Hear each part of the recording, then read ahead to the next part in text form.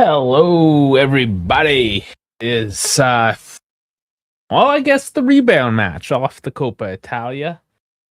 Lazio, I feel like we're gonna come out in a bit of a revenge arc tonight. Let's go. It's Juve, it's Lazio at home tonight at the Allianz Arena. Like and subscribe, everyone. We already have Insarla Badula, who I think last stream I already said I don't know what the hell's there's too many syllables. Insarla. I'll go with Ansarla. Ansara. Let me know if I'm saying that anywhere close to correct. Guys, like and subscribe. I also know that it's busy for sports, isn't it? Why choose this tonight?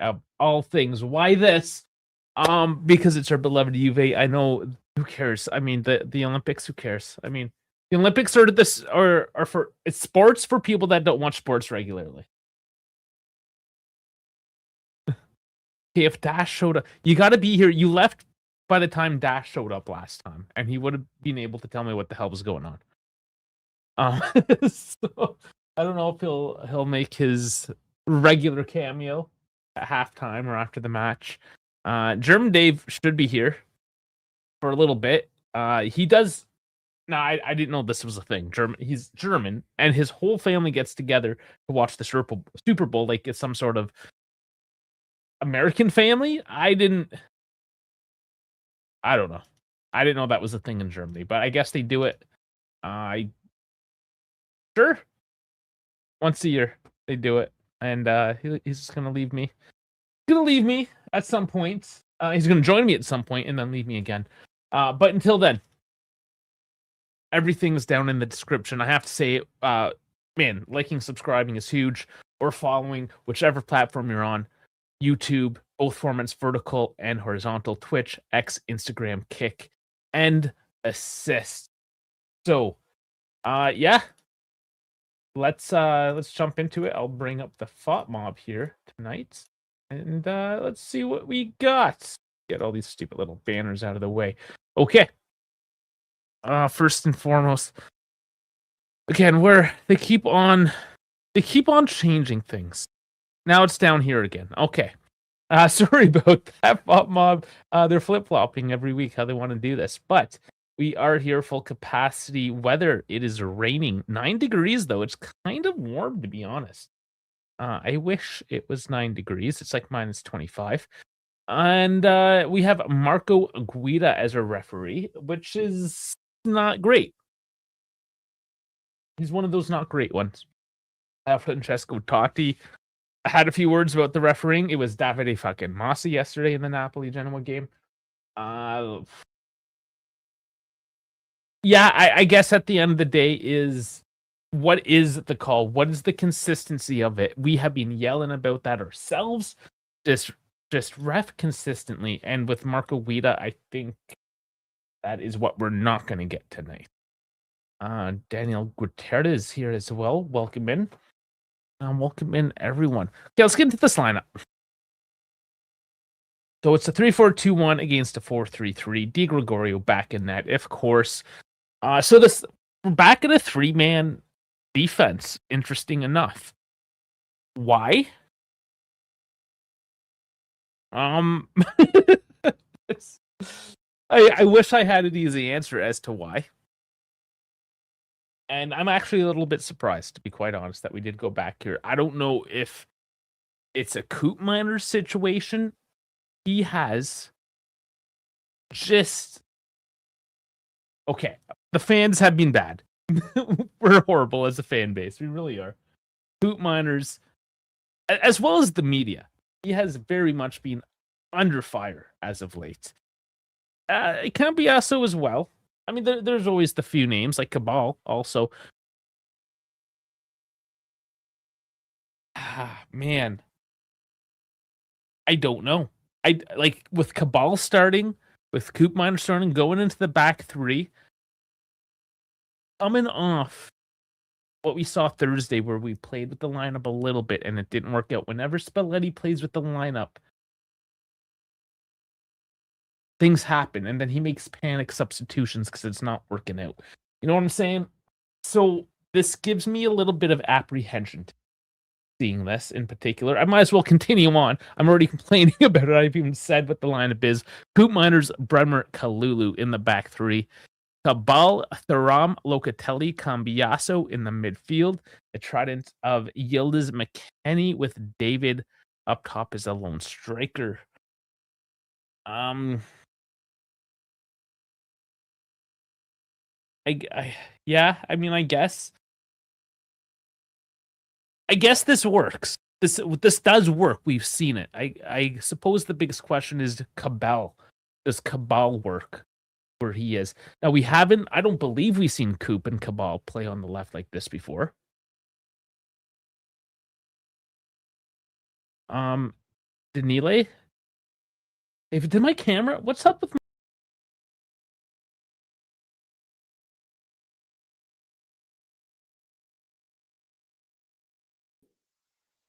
Okay, so oh my lord, I thought I fixed the problem. My camera just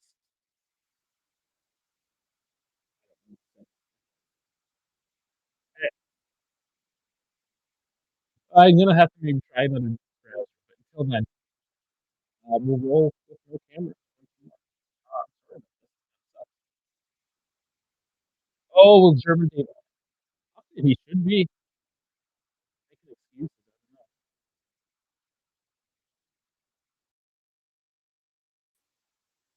I don't know. Camera's all messed up. I'm sorry. Hopefully somebody shows. Like I didn't change anything. That's the most frustrating thing is that I didn't change anything. Everything starts okay, and like, "Ooh, there you go, the camera." There's Juice on looking dorky,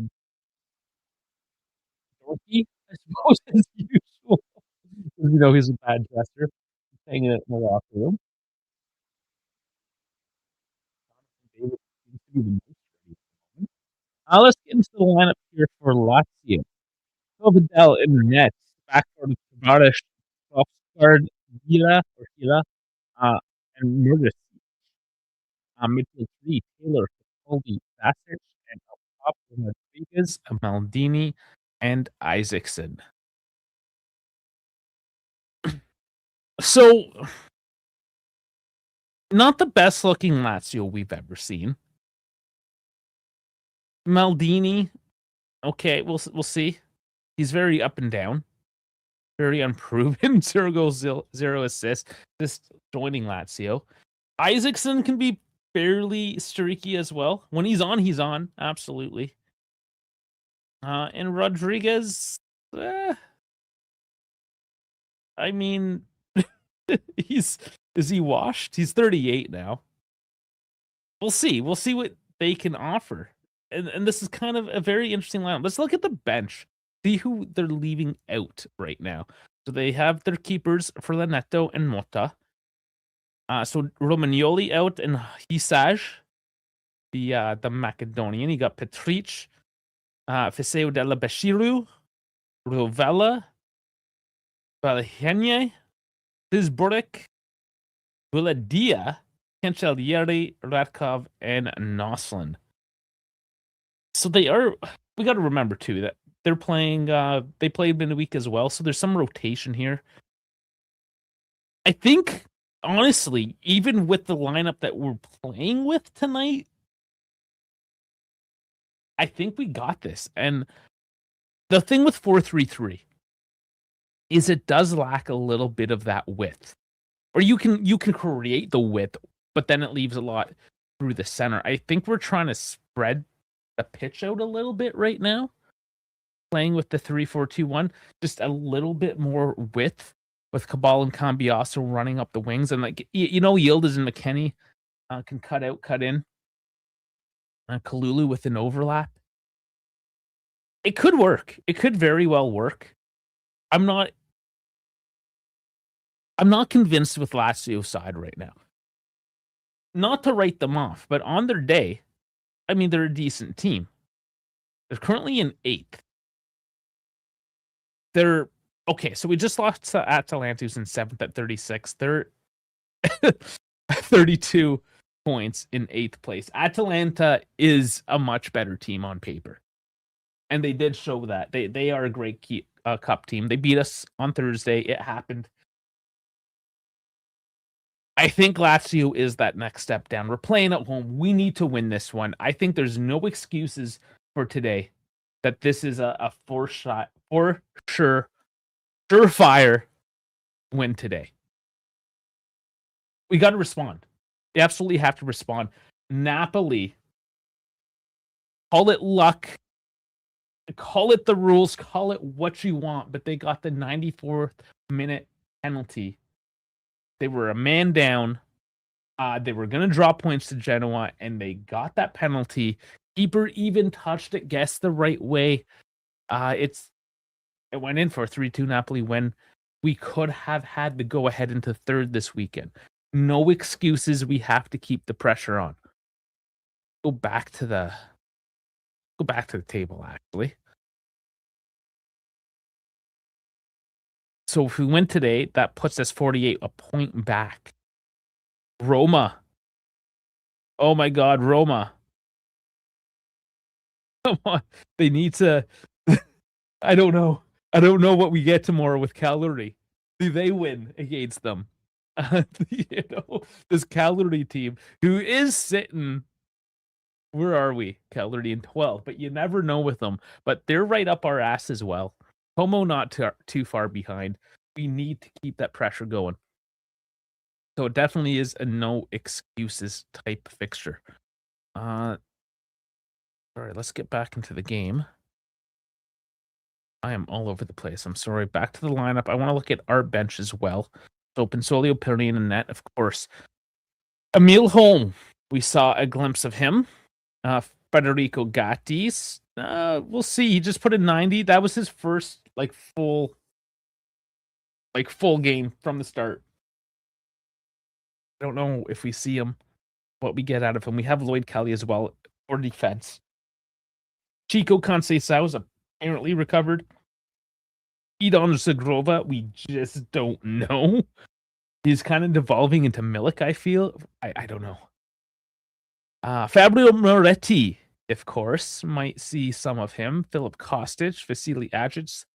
The big question mark, Openda. And Jeremy Boga. So we do have a lot of options. One less than them. They have a deeper bench. They have Lazzari injured, Dijon and Zaccagni injured, and Luca Pellegrini, no surprise, is suspended. Still are only 2 injuries long term, keeping us off the bench is Milik and Vlahovic. Which is the story of our season in a lot of ways. We don't have our true number 9 point man, target man, call him what you will. The 2 options we could have are out. Milik has been out for nearly 3 years. And Vlahovic 3 months, 3 or 4 months now. So yeah, we're probably another month or 2 away from seeing him. Guys, what are your predictions? Get in the chat, let me know. I am going to go. Do they even get a goal today? Could I just go with a good, solid 2-0? We can have a happy day. I want to have a happy day. Let's have a happy day. Let's do it, guys. Okay. I need to start looking at a scoreboard as well. My assist scoreboard is not working once more, so I might have to go to the backup. This is this is gonna be one of these days, of course. 404 error. Well, thank you, assist, for that one. No bueno. Try one more time with another window, but this is how it works. No matter how much you prepare. Okay, yeah, this one's working. Working. Yeah, it's working. Okay. Just a little hiccup. Let's get the scoreboard up then. And we'll get ready for this because we're just a couple moments away now. Should be getting any moment. I'm going to give a quick refresh just to make sure.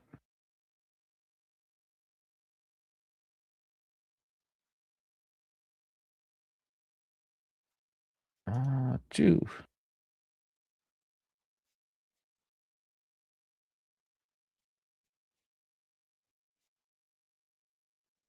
Oh man, the score thing is being hilarious. We're being. Let's not do that. We won't do that today. Screw it. We'll go. We'll just roll with the thought mob. I apologize once again for the just the technical difficulties today. And we do have kickoff. So here we go. Nope. Another. This is the third false start. There we go. Now we got it. Okay. Welcome in, everyone. Nice and quick already. Oof. Were they calling? They weren't calling a handball already, were they? Yeah. No. I mean, okay, it did hit the hand. Yes.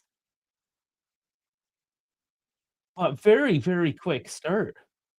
Uh, it almost went through. We just need to keep this up and stolen. I like it. I like the energy. Let's do it. Yield is with it. Cutting centrally and finds a wall. Okay, BJ going with 1-0.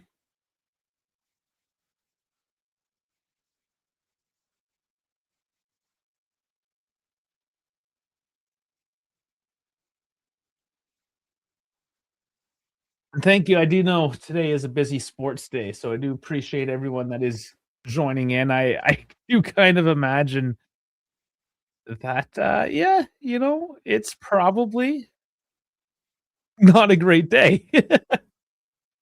It just isn't.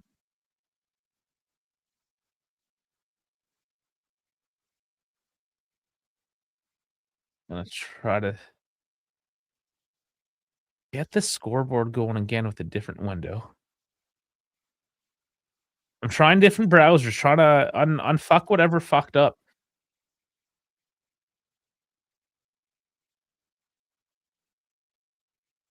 Till then, it is Lazio with it.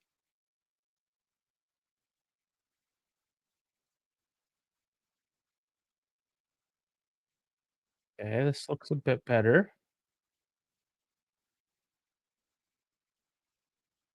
Now it's showing everything. You know,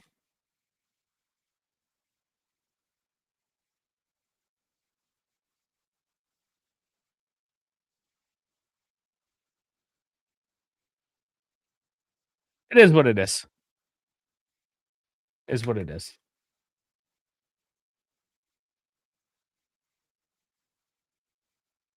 We'll just roll with the thought mob like we were doing.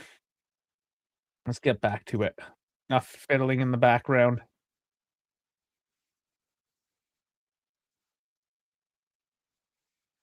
Oh, nice. McKenny does lay it off, gets the steal. Couple steals early on, making the mistakes. Lots of errant balls picked up by Juve. I love it. The question is always, how do we capitalize with it? What do we want to look at today? At the lineup.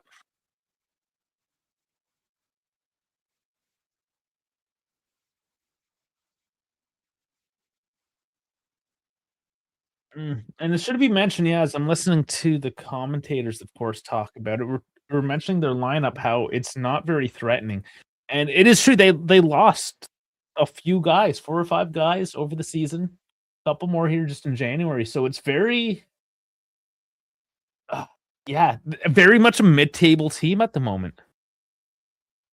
Chiro. Nice. Good joke. Love it. This is what we need. When things are going wrong, we need some dick humor.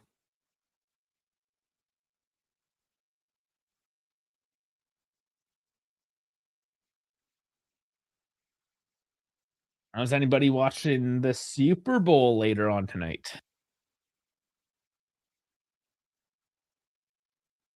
I don't have an excuse not to really. I guess I can make an excuse, but I'll throw it on.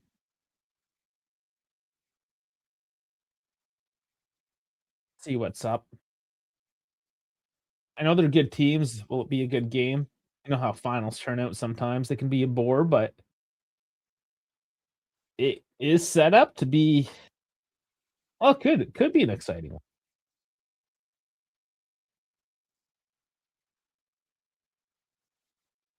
That one not working off to McKennie that time. The balls so far have been a little although for the most part we've been making them work, they're not clean along the pitch kinda driven passes. They're more of these lofted in the air, hard to control type of passes right now.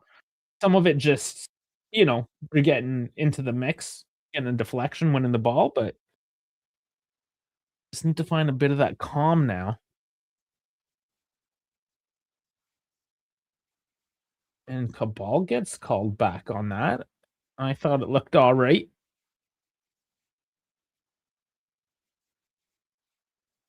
Look at it again. Oh, he didn't even touch him, dude. He tripped himself. Of course, Isaacson. Already Isaacson. I know every time this guy plays, he pisses the fuck out of me. He is such a slut. Brutal, man.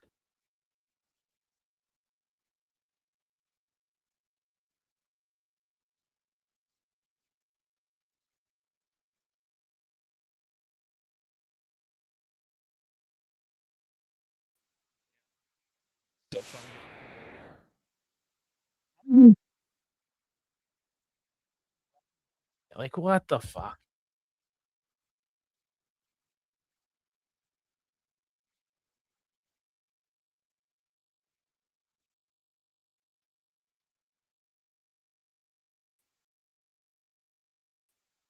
Problem is, I can't restart the browser.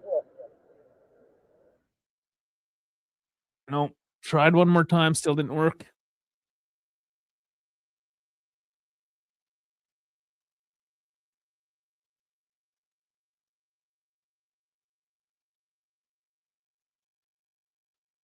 Lazio's gonna have to maybe do something on the counter tonight. They're probably gonna leverage Isaacson as well and try to draw a card, a non-existent penalty.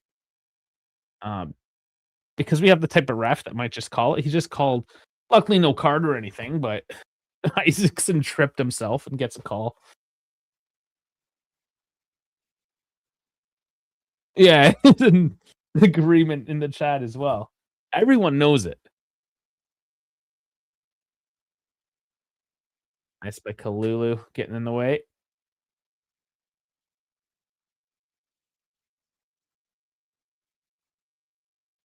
Well, let's see if this turns into a bit of a scrappy match longer term. I can see that maybe happening as well,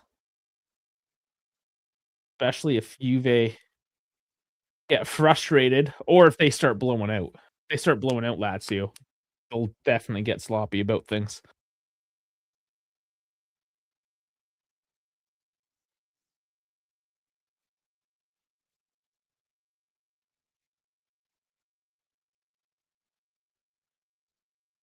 Just some passing back and forth in the back line and Locatelli going long. Can't find the mark.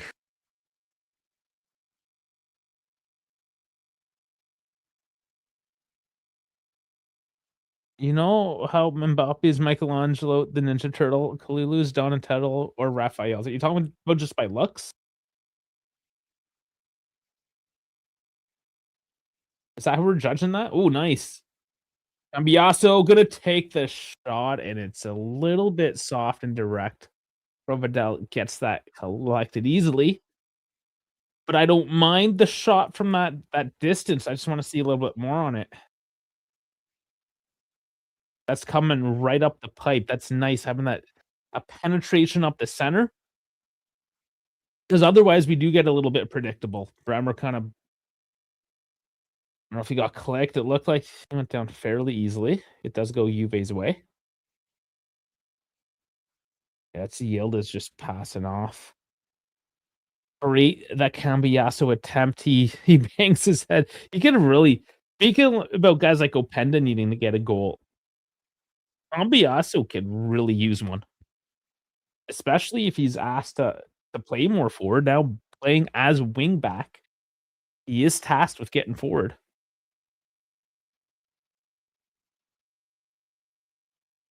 and he's on his preferred right side as well, so if any day it's gonna happen, why not today?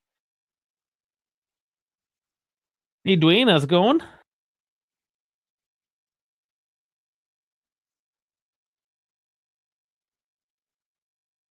And Kalulu misses the mark. It's out for a Lazio throw.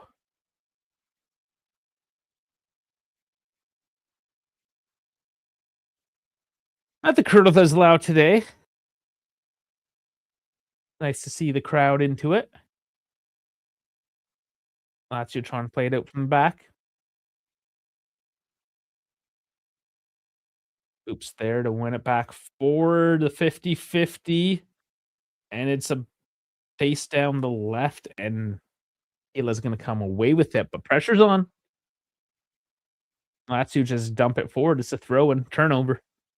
So the pressure's good.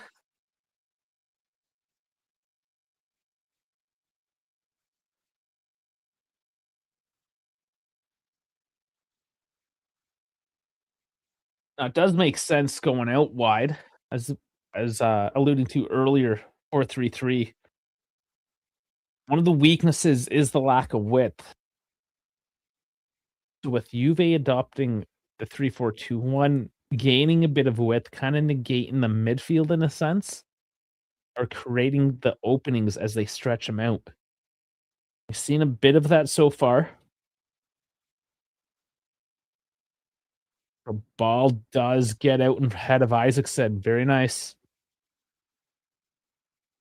Get Isaacson running. We got reinforcements in that position, and not so much for Lazio. So get Isaacson running, wear him down.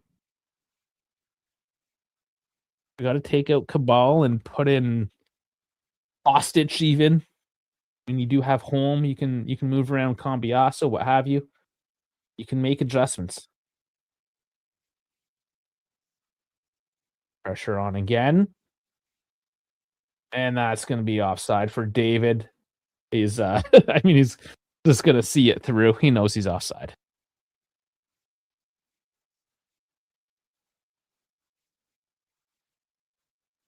Yeah, I think maybe David was more surprised that the whistle didn't go right away.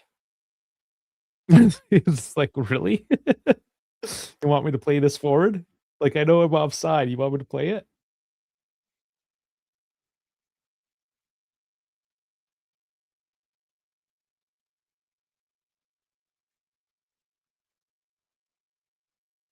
Juve do restart it from the back.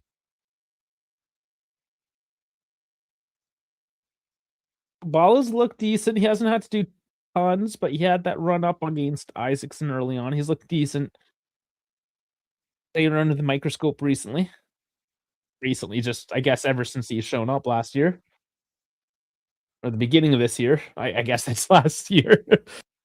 Beginning of this season. How about that? Here's Isaacson again. Hits the wall, and I understand it's Isaacson, but I keep on defaulting to my anglicized version of Isaac.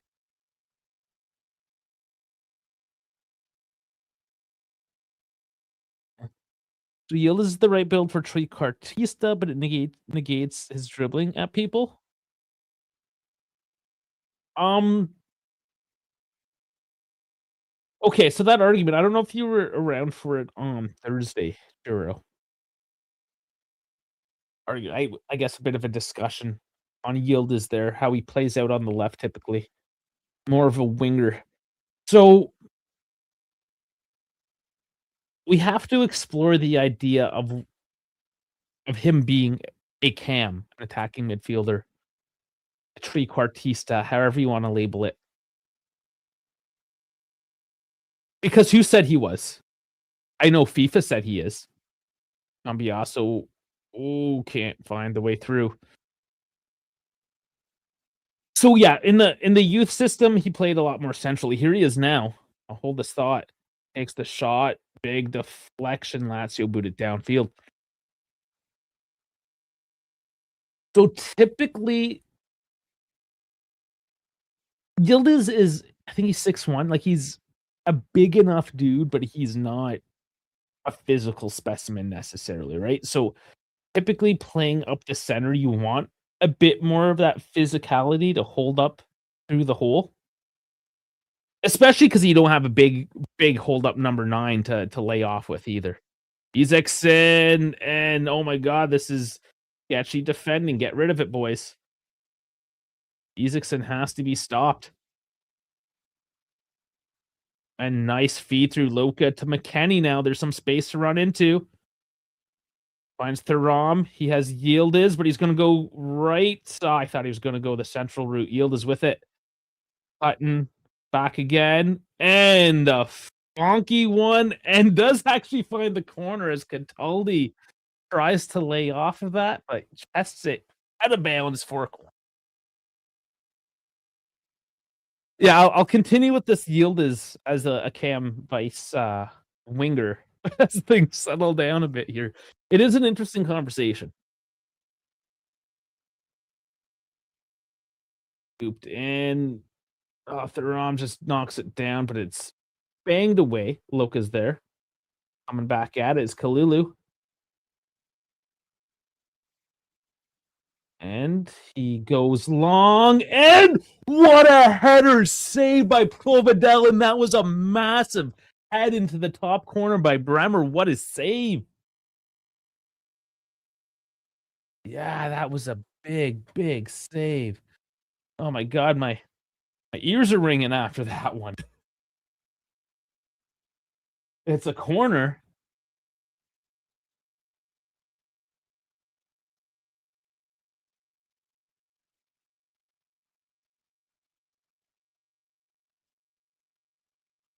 Yildiz gives it to Coop to take the corner, and it is pushed away. Juve, though, Kalulu. Man, that was just a massive save earlier. Powering onto that ball. Now, unfortunately, that feed forward goes out of bounds, and Provedel will kick this one off. Oh, looking at it again. What a cross, too, by Kalulu. Jesus. Oh, man, and just makes Profsgaard look like his bitch as he towers over him. Should have been his in all rights.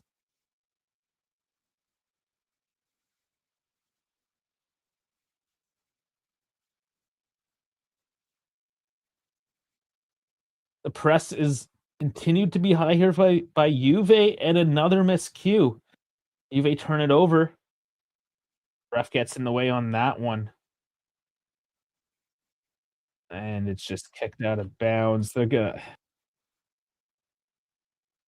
gonna go back to Lazio.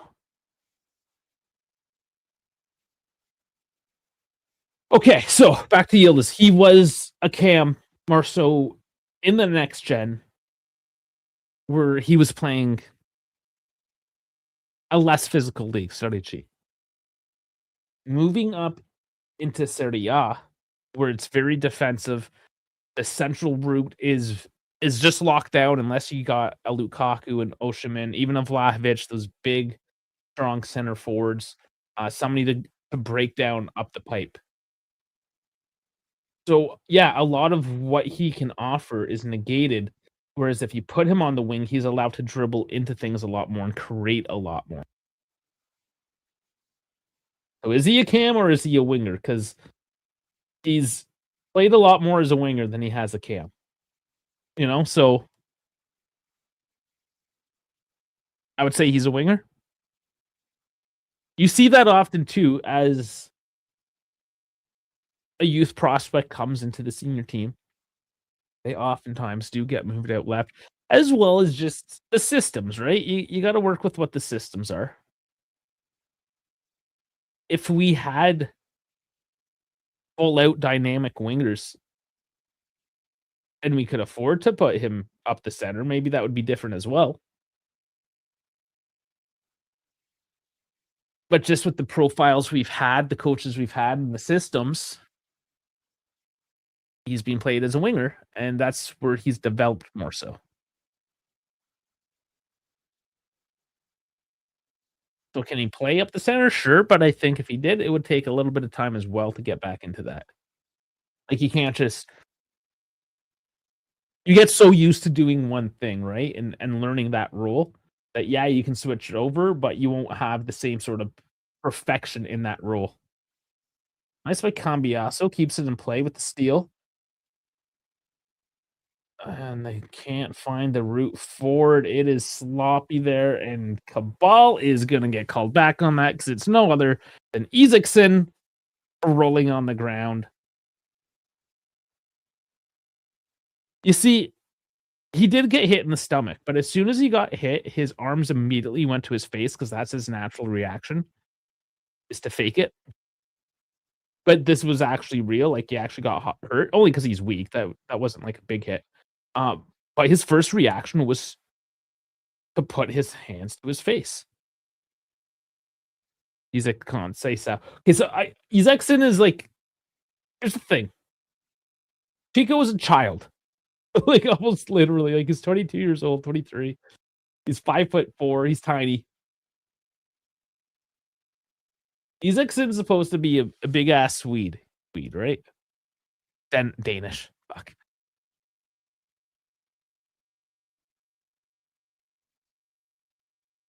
Yeah, it's just he has less of an excuse is basically what I'm saying. And Isaacson will absolutely fake it. Chico usually gets hit in some regard. Isaacson, you will see, like he did earlier today, just go down over nothing and complain about it. 178, so he's not super big either. Bigger than Chico. The end of the day, neither one of them have an excuse to suck like that. They both should just play football and not cry. I think that's the solution. Okay, I'm all over the place again. Get back to this. Ooh, feed forward a little bit too much for David there.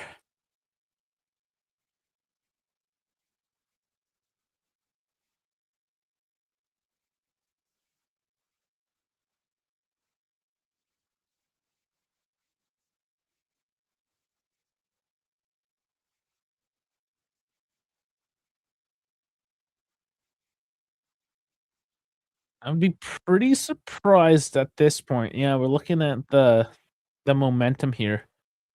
Be nothing but Juve, but Isaacson with it. On Cabal, but Coop back and back gets in the way.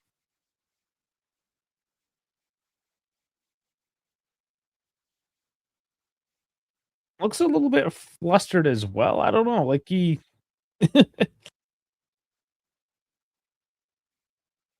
just emotional.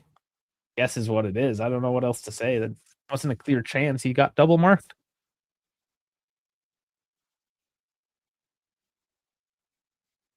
Lazio setting up for the corner, taking a bit of time with it.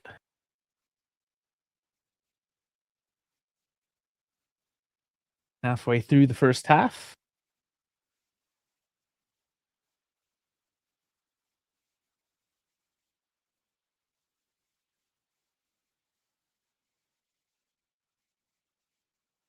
Headed up, going back out wide, and it's just a Lazio throw-in now.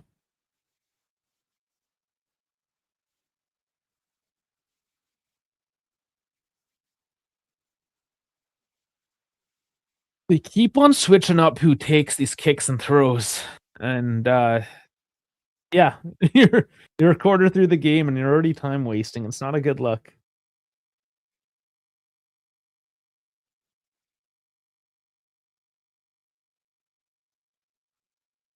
They decide to go all the way to the back,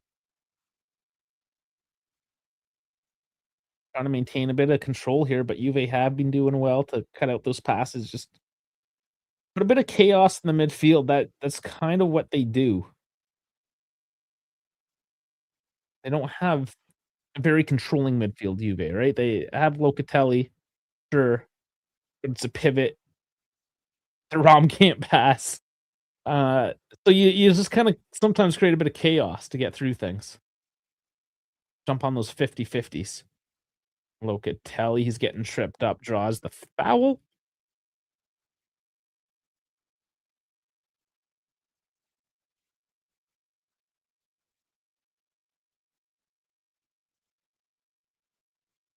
Right up to Cabal. Can't make a decision where he's going with it. Gonna cycle it back around. How come the greater the athlete, the more media core his son, Zidane, Maldini, Kluivert? Because they're born with the silver spoon, so to speak, right? They don't have to fight for it. Nice. Oh, the ball goes down in the box. There's no call as of yet. Yildiz cuts in. Doesn't get through. It's still with Juve. Cycling out to the right side. Cabal still down. Scooped in. Out to Yildiz. And he goes to Coop. Who puts it in from the top? Cabal's down. It doesn't matter. Coop is on the scoreboard.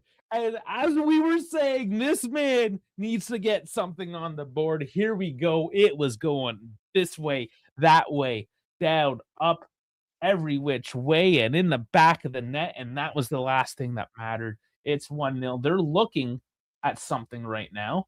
The ref is. I don't think it even really matters unless there's a call for a card at some point in this play.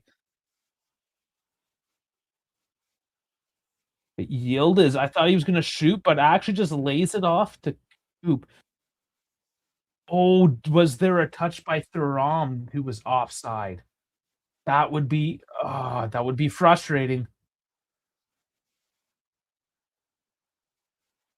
I mean, they gotta look at what happened with Cabal. There's a couple things to look at here. Okay, so it goes back to Coop.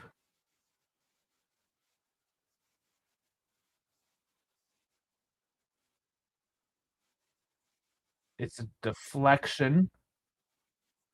I th I don't know if Thuram touched it at all. There was a deflection off the defender. There's a bit to look at here.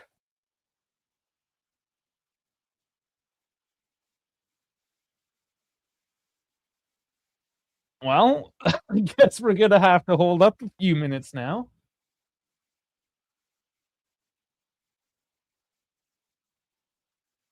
So it's disallowed because Thuram was blocking the sight line of Providel. Are you kidding me?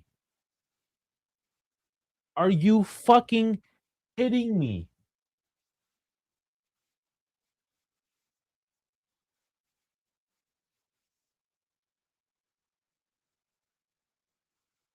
It was deflected off his own guy. It doesn't fucking matter. Jesus Christ.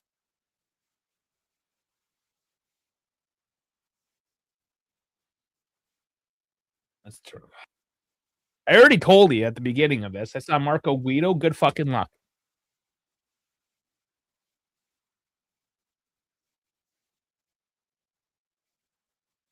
And that is such like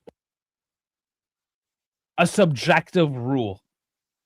Unless you're like physically standing right in front of the goalkeeper, when the ball's bouncing around like that, and you got a guy down as well that you're trying to avoid, there's just general chaos. You're trying to create chaos to get a goal. Isn't that the whole fucking point?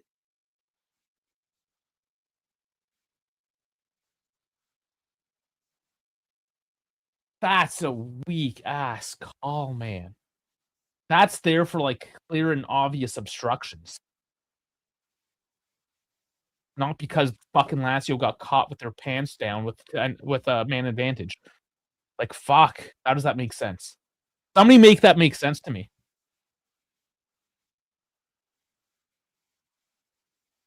Oh yeah, fall down, fall down. Yeah, yell, yeah, keep talking. Give him the cards, Marco Guido. You're shit ref. Start being shit about things.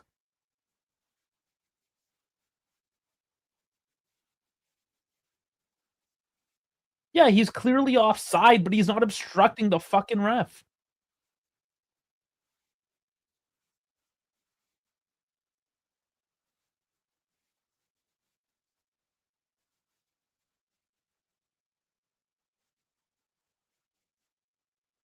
Like, it's moments like these that makes me speechless of how fucking embarrassing this league can be sometimes, and it's officiating. And unless you can say he touched it, I don't think he touched it. Yeah, I know you can block the goalie's sight, but only if you're onside. I get that point of it, but he wasn't intentionally blocking, like, the play was dynamic. The ball was bouncing all over the place. It's not like he purposely stood and blocked. Like, what is the spirit of the rule? The spirit of the rule is to prevent a clear and blatant obstruction of the goalkeeper in an offside position.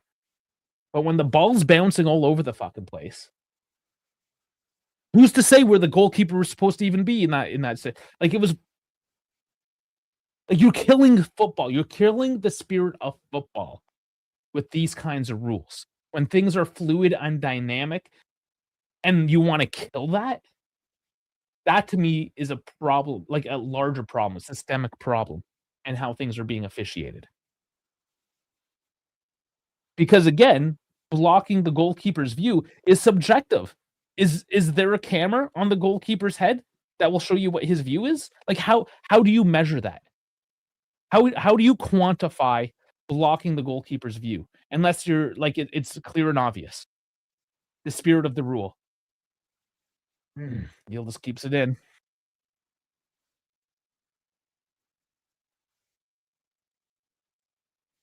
David's fighting for it in the box. Up to Yildiz.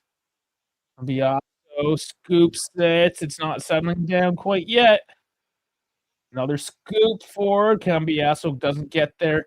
It's all over the place. Coop is trying again, and it goes just wide. Ah, man. Man, how's it going? Oh, imagine if Coop did it again. But then, like, it was chaos in this exact same buildup. Where should the goalkeeper be? Where should have he been standing? And if he's standing in the wrong position where he can't see the ball, is you take the goal away? Like, you know what I'm saying? It's a subjective point of data. So unless it's clear and obvious, that is fucking bullshit.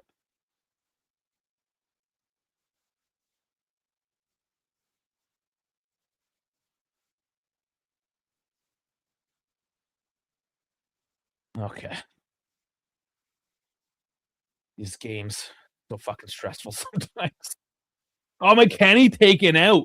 Give the yellow. There it is. That was clear and obvious.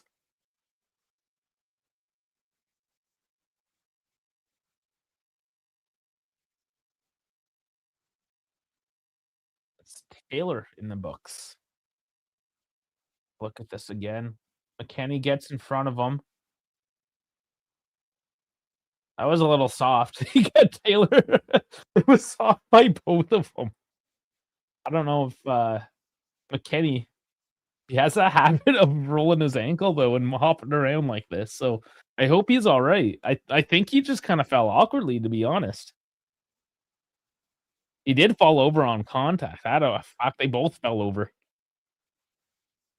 Ooh, that was a nice delivery again, but Bremer can't get underneath it. And that was scooped in by Coop that time. So Bremer with a couple chances.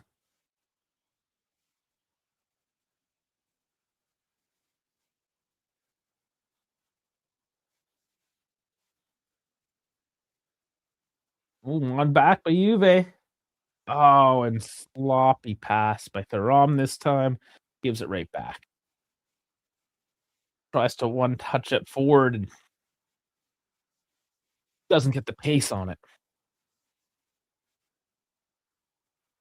Cut off again by Juve. And it's Lazio we should be really ragging on for the sloppy pass. Ball working the left. Again, fairly decent so far today. Loca coming right forward. Cabal, a little bit stretched for him, can't control. There was a few options there in the box, and interesting that it went wide to Cabal. I thought it would go central. There are 2 options, but nonetheless, it is Kalulu now working the right side, but gets stopped up. Lazio turning this on around, bit of space now. Isaacson on the right and runs out of space. And that shot is going down or uptown, upper deck, I should say. Di Gregorio will get to kick this one away now. He hasn't had to do too much today. See what his numbers are. 0 saves, nothing.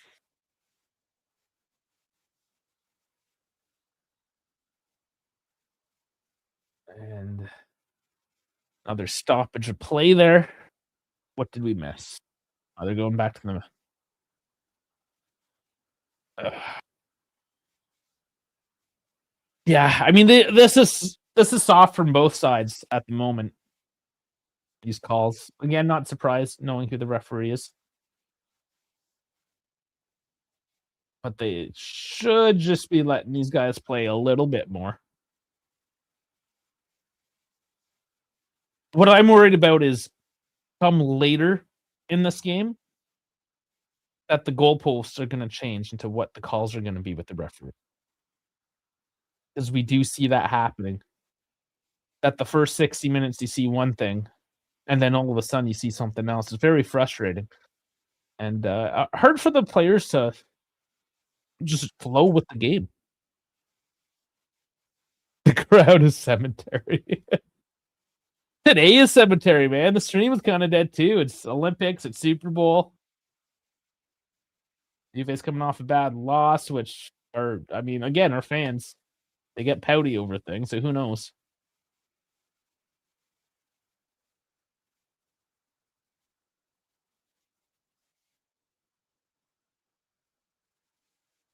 Yeah, some maybe I'll talk about it at halftime. There's some funny shit there. Our fans, yeah. Let's just say we were getting shat on. A certain content creator was getting shat on by other Serie A fans, like Milanistas and Neapolitans and whatnot. So it's funny. We'll get to that. Tease out a little bit. Yield is finding Cabal on the left. Gives it back. And he's cutting. He has to cut around because flopping bodies. Guess who it is? Flopping for no reason once more. Okay.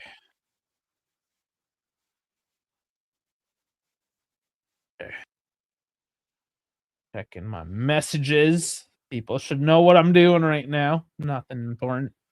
Locatelli picks it up. We have 12 minutes deep in this, or first half. I almost said second. It's starting to feel like a second half the way things have slowed down now. Let's pick this up. Thuram, nice through the center. Here we go. It's charging forward, lays it off into space. Cambiasso. Oh, can't get it off through the wall. It's back to Yildiz, though. And Loca, Thuram, Loca, Cambiasso. And it hits Thuram's hand.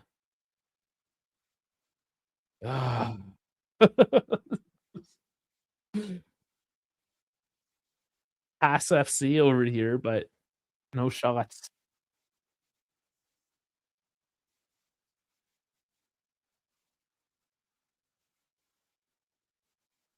It did go off his chest first, technically.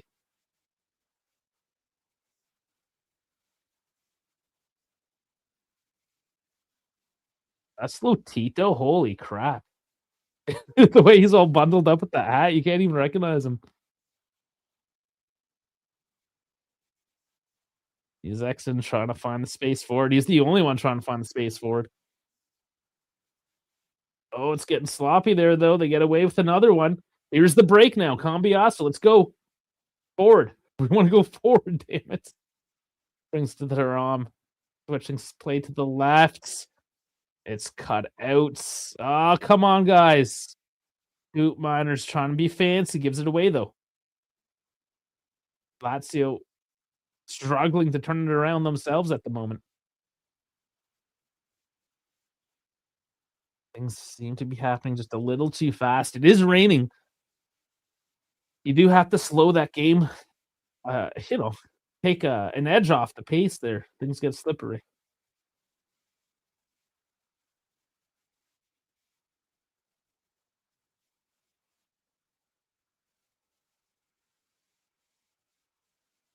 Lazio very negative when they do have the ball. Juve sitting back into a defensive shape, not giving them any space to work with, and they go all the way back to Provedel. Lazio frustrated as well as Gila's kinda complaining. Mm, no call on that play, but Lazio trying to find something forward now, and they bring it back. You jeers from the crowd. I don't like Lazio's negative play at the moment, don't blame them. Wouldn't mind them attempting to do something that doesn't consist of just, like, Inshallah to Isaacson. They do work the left. Ooh, kinda dangerous across the face, but not so much that Di Gregorio sees it out for a goal kick. Tavares put it in a dangerous spot. Absolutely.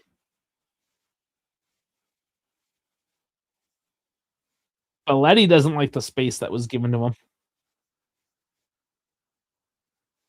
Oh, we gotta take a breather, guys.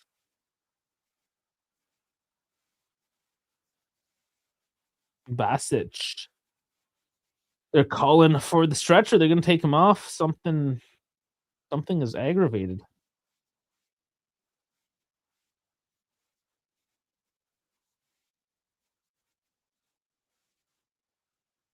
Or they're not getting the stretcher. They just called the trainers. Like, let's go. Let's get him off or get him playing.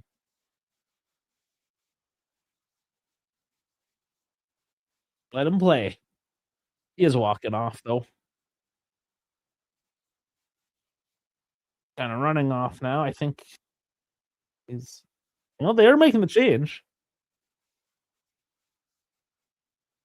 Eli Bashiro coming on. So this is obviously something that's been nagging him, and he is not okay to go on.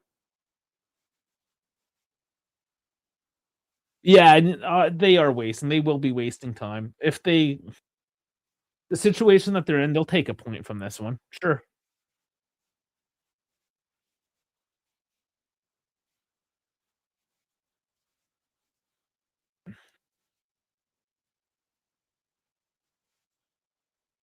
Pharaoh with his arcane knowledge once more. Tululu in the box, and that ball rises over the bar. I think that went off Jonathan David this time.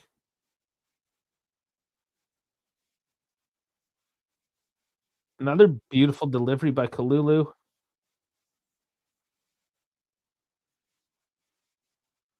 Yeah, he had a lot of space. He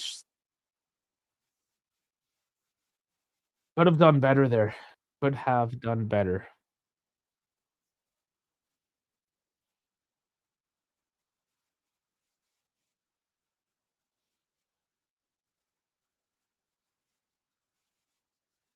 Well, Juve have a couple more minutes, finding space on the left with David. Trying to break his man. Gila can't get through. Oh, and he goes down easy. Goes down way too easy, and the ref sees it, calls him out, and then it's a Juve throw.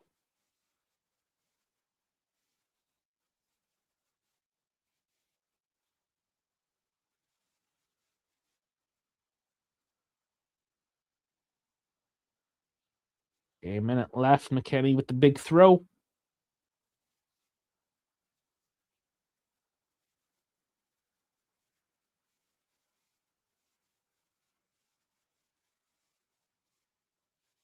Tossed in, and they can't get away with that goal kick.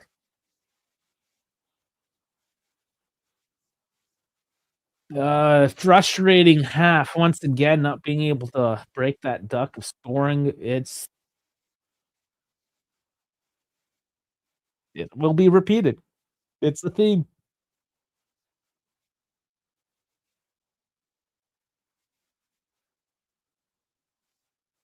Certainly could have been a couple up on the board at the moment, but few minutes, I'm assuming, left. We'll see here in a second. Yes, pass. Turns it over. Lazio with the throw.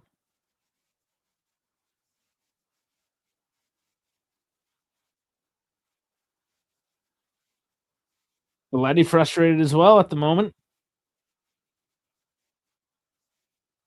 And 2 minutes are added.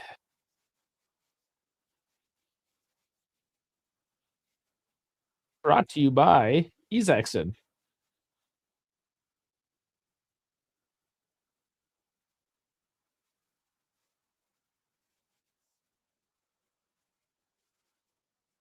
Oh, they do like going to the left a lot. It's fairly one-dimensional. Always going the left route. Right route tends to be a longer ball. Ooh, Cabal taken out. Looked like it was a clean slide. Heel is there again.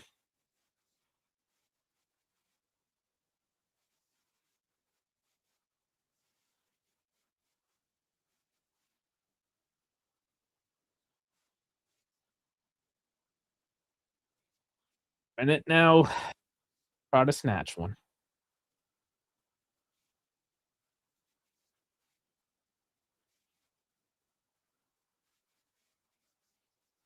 Okay.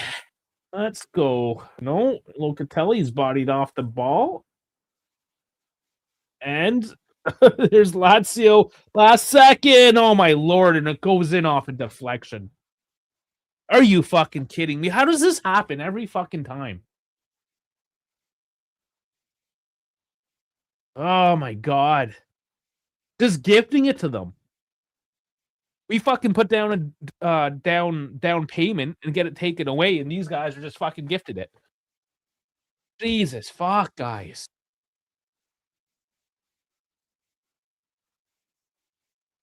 Yeah, Maldini just takes it off Locatelli, doesn't get rid of it quick enough.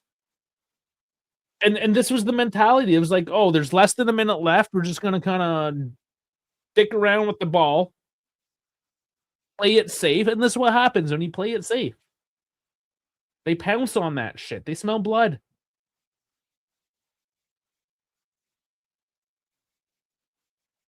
Fucking frustrating.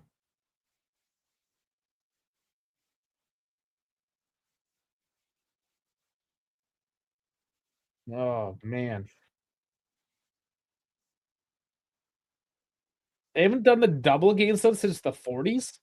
Jesus Christ. Do not let that fucking happen, guys. Wake the fuck up. I'm surprised we still have time here to play in this half. Oh, my lord. How many times this season? And not often under Spalletti. That's the frustrating thing. That was something we saw a lot under Tudor. And there's the super fucking frustrating.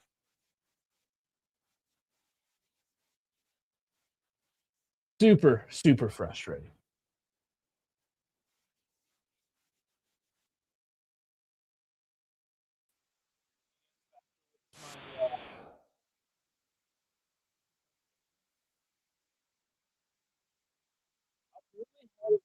Rodriguez with the goal, Maldini with the assists. It was a deflection. That's not an own goal, I don't think.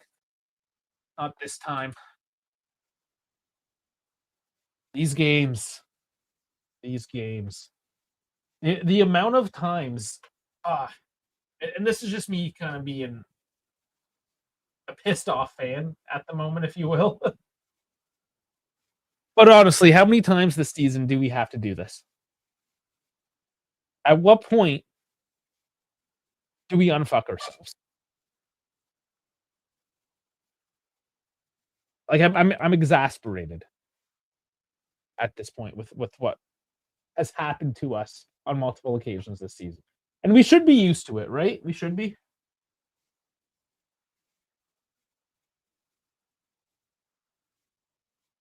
BJ going back to the pen. Yeah. There's what do we want to talk about first? I guess there's a few things. So are we referencing well, I'm more concerned about the goal, the non-goal. How they called that one back. Like that has to be pretty ballsy to call that one back. Especially when you're talking about what was the call on the play. What was the call on the play, I guess, is the first question. We don't know because these referees are encouraged not to make the call and let the video review do. So basically, if they make the call and they're wrong and they look at the video, then they're proven wrong. And I mean, in the ego of a grown Italian man playing in refereeing in calcio, it's a very fragile ego, right?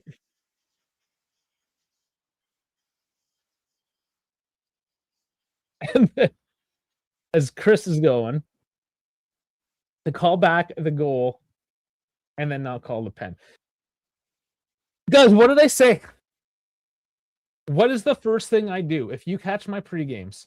What is the one of the very first things that I do? I go over to the facts and I scroll down and I look at this name right here. And today it says Marco Guida. And today I said good fucking luck.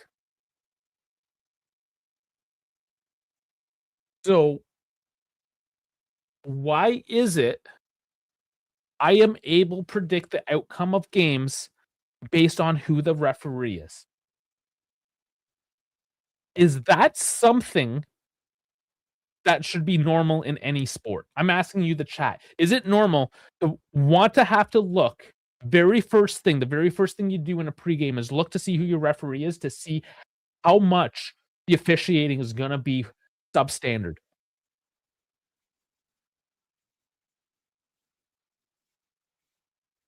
That's the first problem right there. The systematic failures. And no, it's not like Marco Weed is the only one. There's Davide Massa who's up there, and oh man, there's I had the list of names. Um, oh, there's another bad one. I can't pinpoint the name right now. Anthony saying Lecce all over again. Located with Locatelli. Absolutely pathetic blunder. Bad ref. Completely clueless in the final third. Yeah. Jeff, yeah. We played all right for the most part. As I'm saying, Jeff, you're just joining in. Marco Guido, he is shit. He is a legit bad ref. Let's do Serie referees.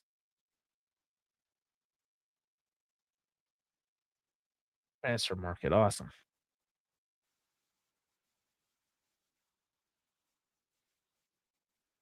That's the other one. Daniele Doverdi, he's absolutely shit. Davide Massa, absolute shit. Marco Guida, absolute shit. The very top three the transfer market lists as Serie A referees are, in my opinion, now we're going to continue going down, but for sure the first three are trash. We have Zeffirelli, Colu, Pena, whatever. Daniele, shit. Simone Sozza, he's all right. Mariani, shit. Colombo, shit. Ciani, I think he's new. Yeah, just a couple. I don't know much. Fabri is not the greatest. And DeBello is, I mean, for the most part, they're not that great. Like, I look at Sotsa and I'm like, okay, he's whatever. You know? I think this Arena guy refereed a couple games ago, but he's new and he wasn't that great either. The fact of the matter is like I recognize way too many of these names. And in an absolutely negative name. Matteo Marchetti, there's another shit one. Fabio Maresca, another shit one. Oh, there's a second page.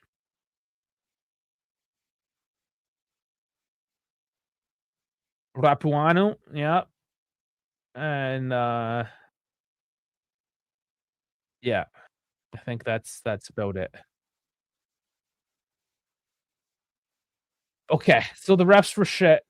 I think, should maybe not blame everything on the refs. Let's look at the lineup. So Cabal did have a decent game. He's got a 7. Yeah, Bremer.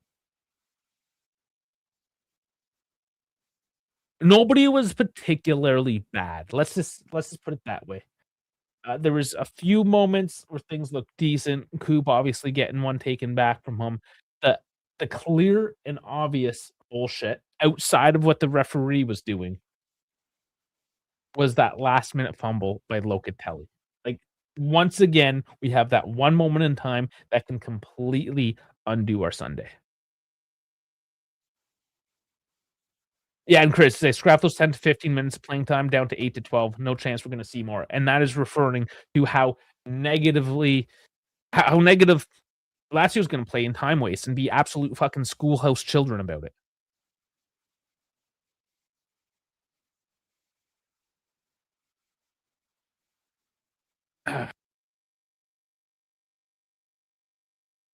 He doesn't the problem is I don't know if they want the upset, Chris. I think what it is, these all have their allegiances, and they have, like, a hierarchy of hate. Think that's more so what it is, and where the 2 teams land on their hierarchy of hate is how they bias their officiating.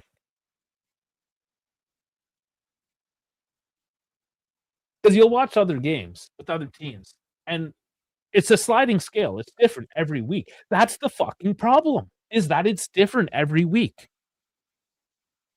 Like, somebody starts needs to start doing a spreadsheet. Start looking at the data essentially and see which teams are playing, which referee it is, and what the outcomes are, like, how many bad calls there are. And over the years, kinda take a picture of what's going on and create that hierarchy through the biases, the inherent biases of these referees. And a lot of that does come down to their ego. They do not like being wrong, these guys. They don't like being talked to with bad words. They're gonna tell their mama or something, right? They're a bunch of man children. And I mean, that's true in most sports. I mean, referees in a lot of sports, you gotta be a certain individual to wanna do that kind of shit. Um, but this is next level, is it not? I think it's a little bit next level. Ah, okay, so the facts.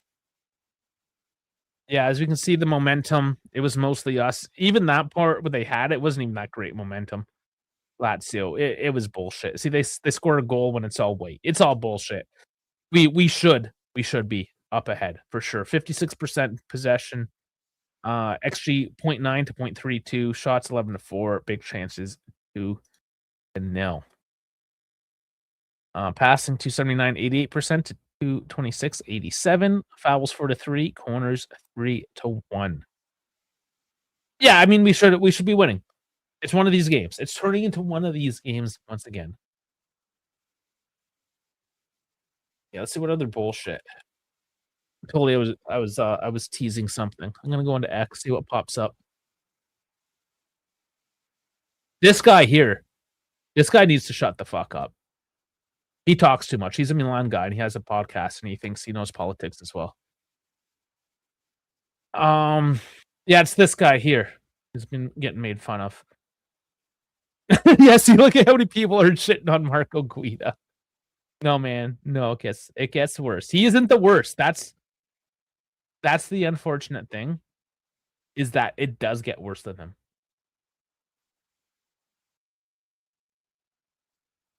No, I know we can't well, we had a good stretch. If it's now turning into every other game, clearly, no, this is not good. This is another shit account.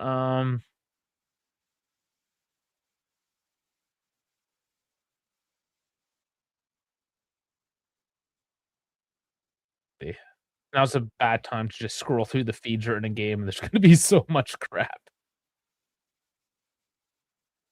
But basically ooh, hello. The Dutch. Okay, so basically, what was going on I'll just get rid of this, you don't have to watch me scroll. Basically, what was going on is that well, as you know, Kenan Yıldızhan, 6,000,000 net, 6,000,000 net, guys, we're talking net, so it's about 12,000,000. Everyone knows that, but right? All these accounts are making a huge deal about it, which is fine. I mean, it's cool, we're excited, nothing wrong with that. I did a short today about it. Nothing wrong, right? We're all celebrating. It's what we wanted. But then we go into this pontificating of how amazing we are and how it's kinda hard to even say this out loud now, and that how Serie A should thank Juve for keeping such talent and increasing the overall quality of the league by giving Yildiz this contract. That the other teams should thank Juve for this. That account, by the way, was from Just Juve, and it got absolutely ridiculed by like every other non-Juve account out there. And to be honest, I can't disagree. Look at us. We're struggling right now. We can't even beat the ref. And we're going to pontificate that the rest of the league should thank us because we signed the player. We talked about the egos of the referees. How about the egos of ourselves? Guys, like, loser fucking mentality. If that's where we are right now, our head's not in the game. And this goes right back to how I had to pontificate at the end of the Atalanta match there of how we're being shitty fans and we need to do better. And we do. We can't back that sort of way of thinking. We're at this moment in time that we have to think about ourselves. Block the noise. There's a lot of noise. Block it all out. Win the fucking games. Right now, you're not winning.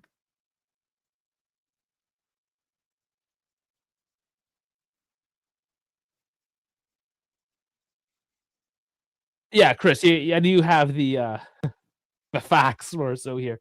Great that you've extended him, but it's 1 year more than he had previously, yes, but it should fend off offers from the Premier League, and that's a good thing. Don't need Arsenal lowballing us for Kenan. Yeah, so I mean, just that. His salary at 1.5 before, that's easy pickings when somebody wants to offer 4, 5, 6, whatever. Now he's got his 6 net. Not that the Premier League can't offer more than that, they certainly can, but he's the center of the project, the number 10, I mean, he is the club at this point. He's been given the keys to the club, and for him, in this moment, that means more than another couple $1,000,000, I suppose, and I respect that. Alright, well, once again, we're delayed the start of the second half. We do see Chico now.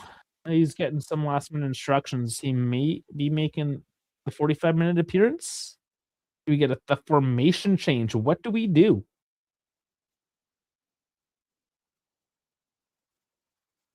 We might leave ourselves exposed if we overcommit here. That's always the danger. But fuck, guys, like what? You got to put one in the back of the net. We just got to put one in the back of the net.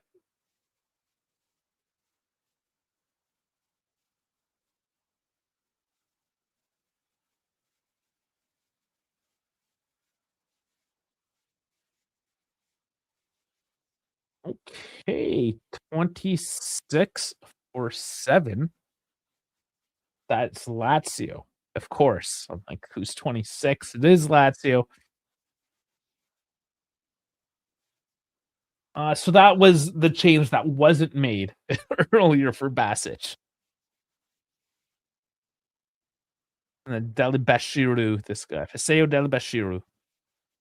He will be coming on for Basic. We have Zagrova. Okay, interesting.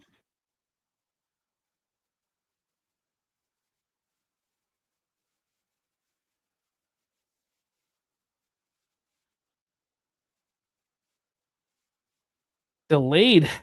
I think at the half they would have this a little more sorted out. It's for Juan Cabal.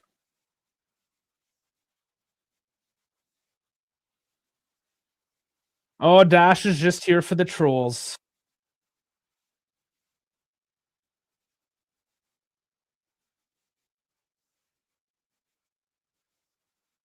He didn't get bodied, it just got taken off of him, he fell asleep.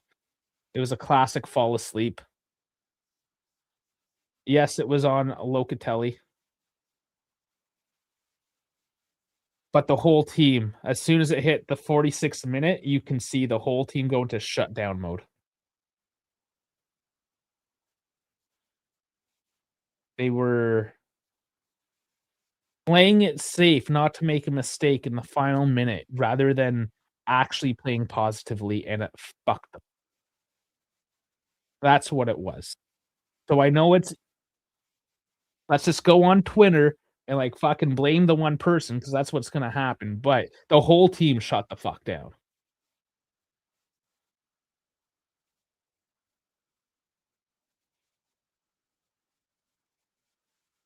Oh, yeah, Lazio didn't even show up the whole fucking half, man.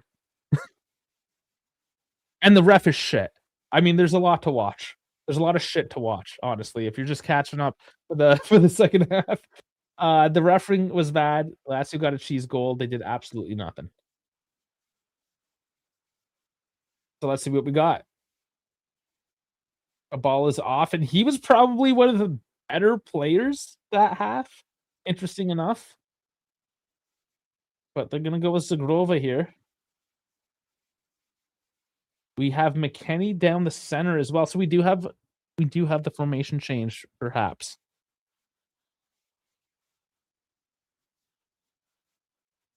Maybe not. No, maybe not. Oh, long ball to Isaacson. Come on, Cambiaso. You need to.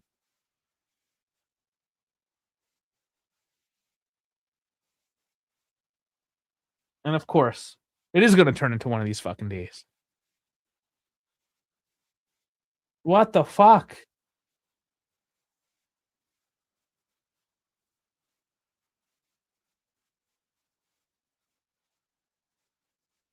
Oh my god.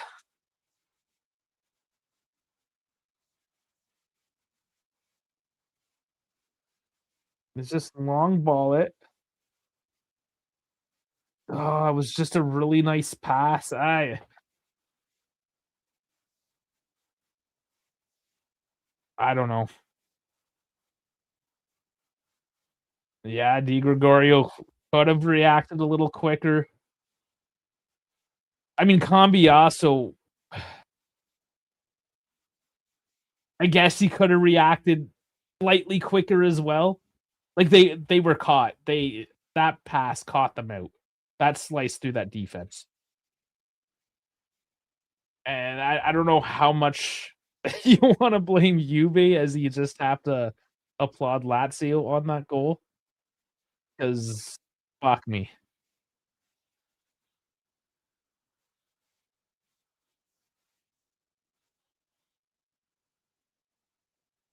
Ah, boy.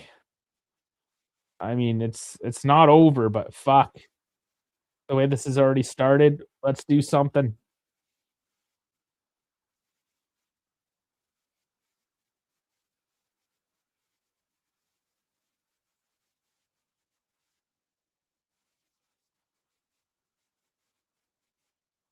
Fuck, fuck, fuck.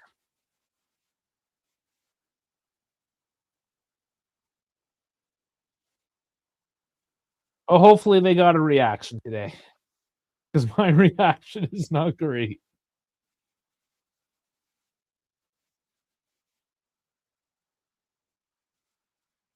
Just need to turn this around. Like, how long could we streak negatively? We got like the heebie-jeebies right now. Shakrova. Cul-de-sac.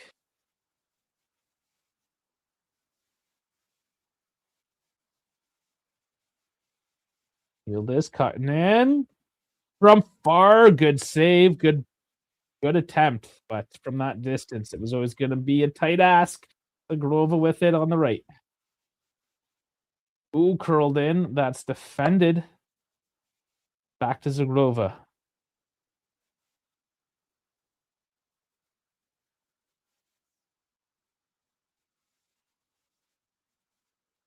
Back to Zagrova. So he's the route now. Route one. Oops it over. Cambiaso doesn't get to it. Does now. Yield is looking at options. Thuram shoots it and not on target. Not really his style of shot for Thuram either. He usually likes running into it. But it is a response.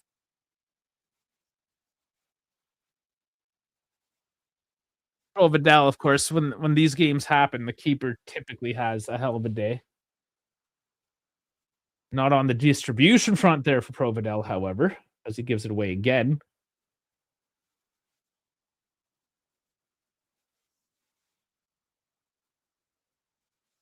Yildiz goes down. I'm not sure what happened there. He just kind of got stopped up. Feet. Still Juve fighting. Come on, guys. Killed. Ah, big deflection. That looks like a corner.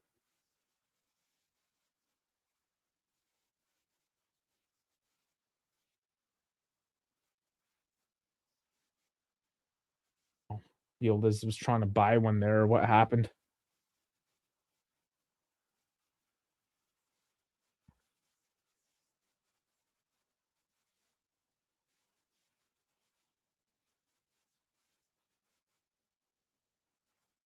Yeah, Cambiaso just doesn't get the turn from the Isaacson goal.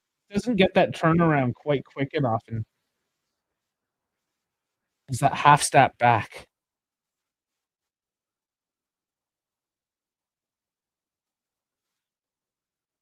Come on, feed it. Grova cutting, scooping. Ah, it's too soft. Doesn't get there.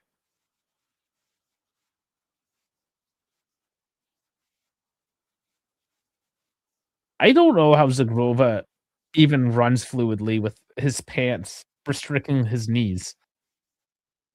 It looks like he's gonna.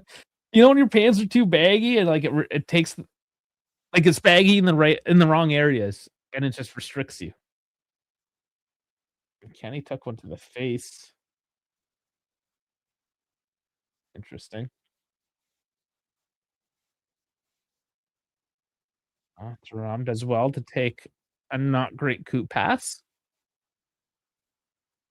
Oh, nice through the center.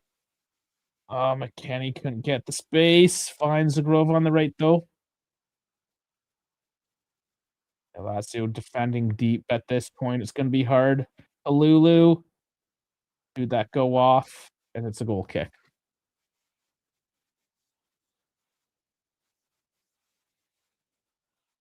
Yeah. That would have been hard to call in real time either way.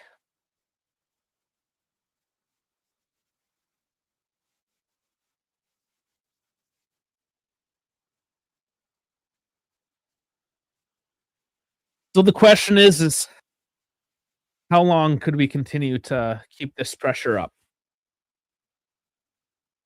I wouldn't mind seeing Lloyd Kelly in for Coop Miners. I would argue that should have been the start. I suppose rotation. Coop is serviceable enough, but Kelly does give a touch extra.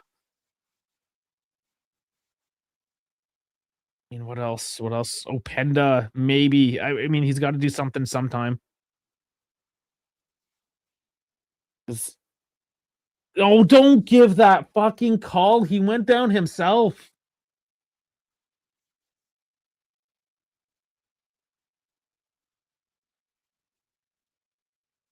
Let them fucking play, you fucking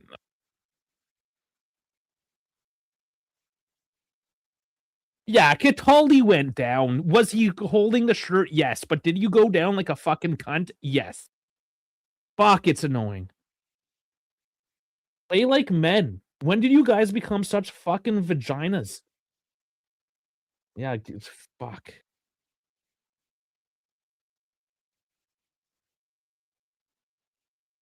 Goddamn infuriating sometimes. And McKenny smart enough not to say anything because he knows who the fucking ref is, and he's the biggest piece of shit of the day.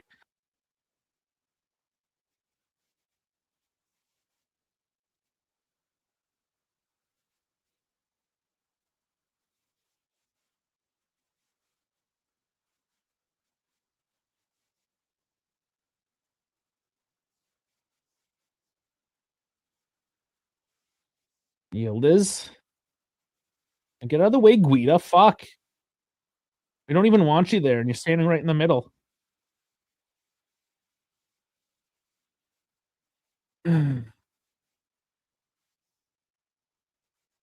I noticed that you shouldn't spam my chat with fucking bullshit, this guy. Fucking leave my stream. Stop selling me shit. Either fucking like it or fuck off. I'm not in the mood for your fucking bullshit, kick.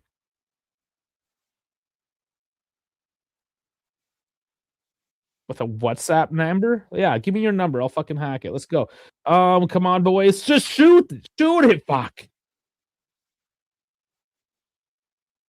Oh boy. Levels of frustration.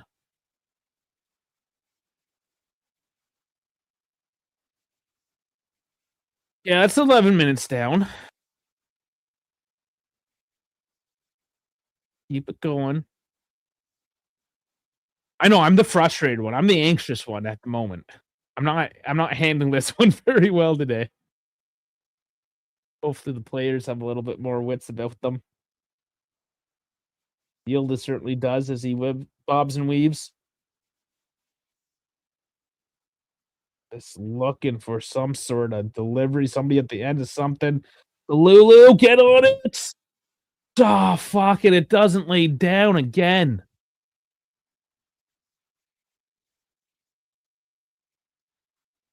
This lack of killer touch is going to be the undoing of our season. I am really looking forward to next season to see what we do. Because I know we just don't have the team this year.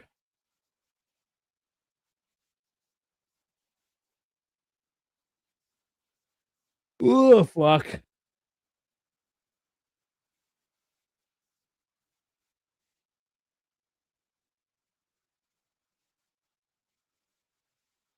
Oh, nice scoop. Oh, what are we doing? Put it in. Put it. Somebody put it in. All these like highfalutin shots and passes just give me a good old fashioned goal in the back of the net, like the first one that should have counted that was taken away. That changed the whole dynamic of this game in the first place.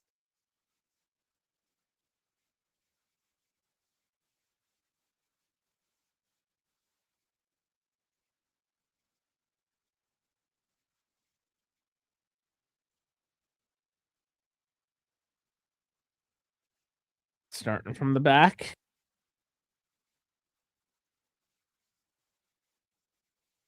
Come on. We need to bag a couple here, boys. Let's go. You get one, and then all of a sudden things become unsteady for Lazio. They can't go so deep. So let's go. Put your foot through it. Put your foot through it. Oh my lord. Somebody, Zagrova. At least he put his foot through it. Another huge save. Another scoop in. McKenny. Is that it? McKenny?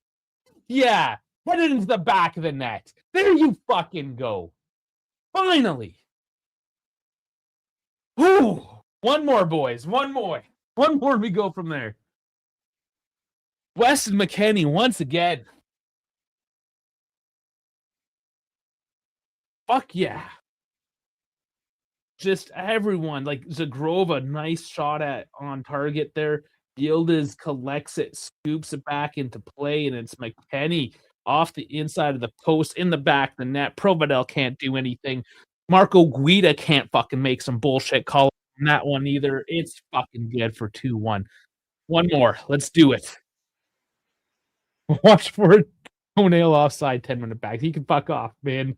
I don't need that right now. None of us need that shit right now. The other one's fucking good to go. Kenny putting up numbers. Yeah, feed him forward. Feed him. Yes, Yildiz with a bit of space. That is going out for a corner. Crank her down. Now we're going.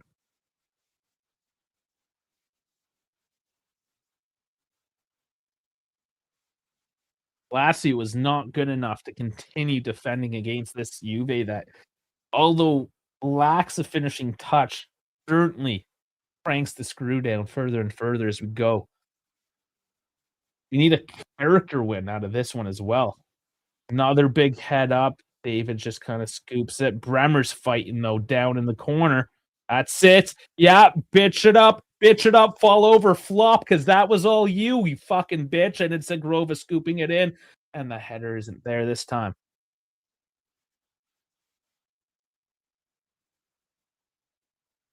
Boys are looking good.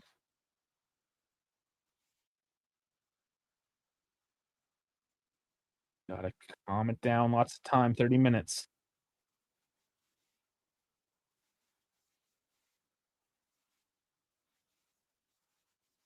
Goal of the season. How about that fucking volley last week? Goal of the season. I don't know, man. Grova. That's bounced off happily to Yildiz. Oh, can't find a scoop forward. Cambiasso calling for it on the left. Nobody's giving it to him, though. David with it. Does give it to Cambiasso now. Ooh, scoops it. Oh, McKenny. Oh, just by a hair. Can't quite make the connection there, but that was danger zone. Again, with the Bremer with the follow-up. Just not quite enough there. But holy fuck, is it getting close once more.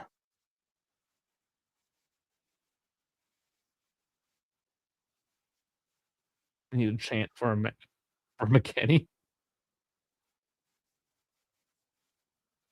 There's a bunch of unemployed men with season tickets that they're supposed to make the chants up, sit in the coffee shop on a Tuesday and make up music. That's how that usually goes, right? The ultras. I'm not making a song up if that's what you're asking for. I'm very musically talented. Cambiasso almost takes his pants off. Oh man. Well, at least we got a game in this one.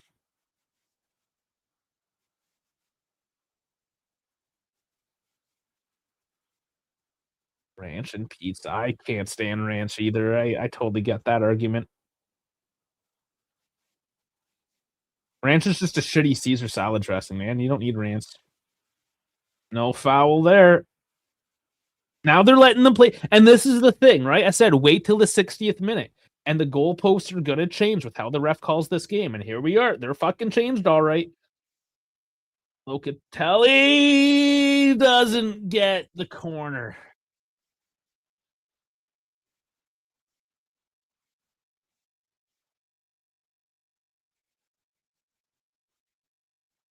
Yeah, the first 60 minutes, the ref didn't let them play at all. He whistled everything down. Now all of a sudden, you're just letting them play. I mean, like clockwork. You're that shitty of a ref that I can predict when you're gonna get shittier. At which point in the game, your standard changes. What the fuck? Like, that's a huge what the fuck. That my whoever the fuck my ass is can predict when a Serie A ref is gonna change the standard in refereeing throughout a game. Why? Why? Why can I do that?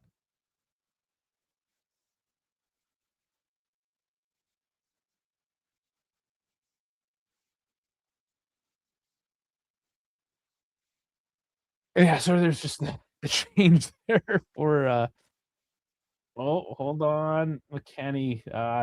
Good idea. Doesn't work out. So Cancellieri and Noslin are coming on as well now.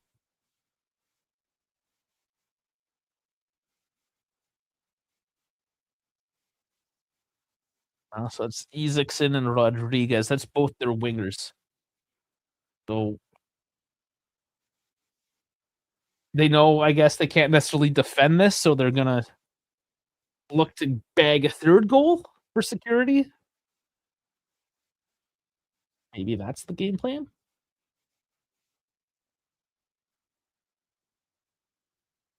We still have 4 changes ourselves. They have 3 made. So yeah, the strategic moving of the pieces. See how that plays out today.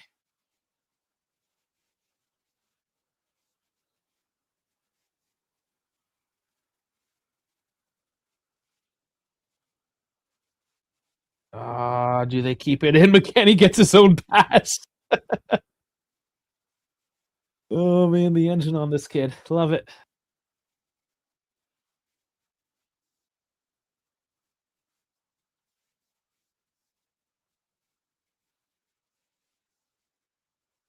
He's the pass to Yildiz. He can't get through, and that was a clean tackle that time. Lazio on the counter. This is what they're looking to do. Dini, Oslin, Gila, and that just goes wild.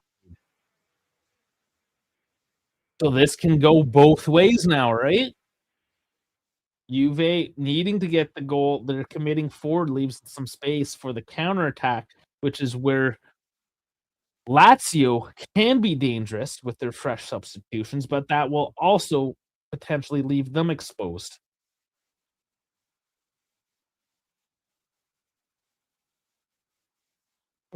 Bremer just stands them up. They don't like that. They don't like old school defending, apparently.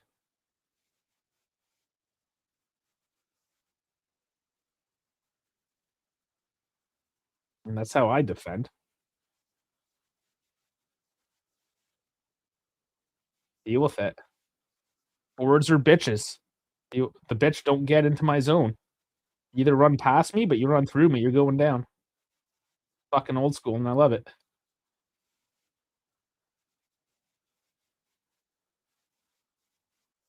Long ball over the top to McKennie. Fighting with it. Gila goes down easy again and gets the whistle because why wouldn't you? And Gila's like, what are you complaining about? We're complaining that you go down easily like a fucking vagina. We've been saying it all fucking game. You're the one that should be laughing at yourself. That's how fucking pathetic you are. Now, this other one, actually, yeah, no, that is old school defending. He tried to run right through him. He tried to nutmeg him and ran right through him. Obviously, you're not going anywhere, dude. I'm sorry. You try to kick the ball through my feet and run through me, and you think you're gonna draw a penalty? Get fucking real, dude. Maldini's bleeding down his head after that, too. What you get? Trying to go up against Bremer. Sit the fuck down. Go get a band-aid.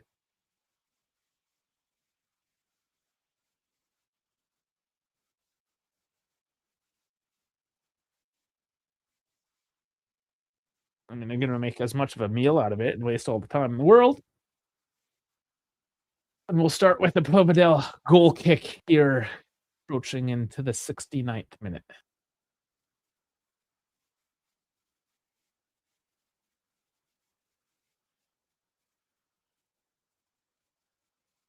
Oh, wasn't from Bremer? Where did he get that then?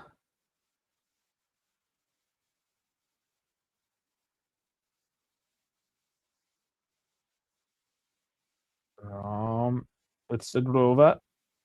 David's right there. Give it to David. Or cut back the other way.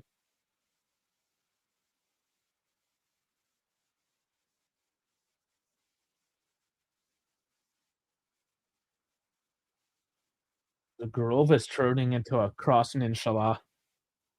Oh, someone call for the ball. Jesus, guys, they're both going for it. Cambiaso blocked off. Oh, come on, come on! Oh, how is that knocked out? Oh my God, David, you need to take that shot. know how the fucking Christ. And it was Bremer there. Let's look at this again. David, Bremer just somehow doesn't get it through.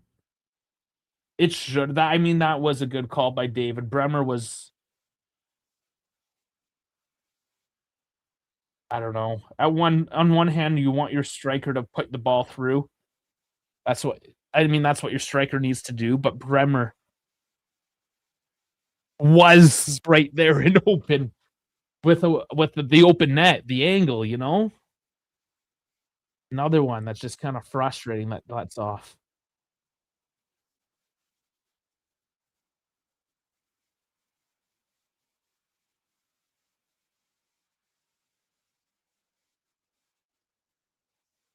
Certainly an emotional game today.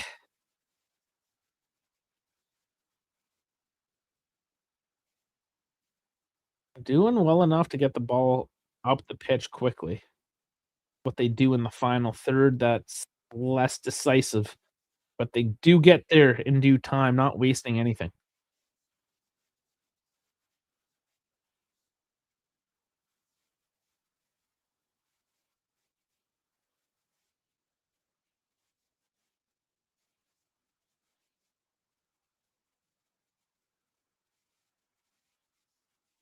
Nice. Oh, David, just oh, I want you to shoot more. And how is this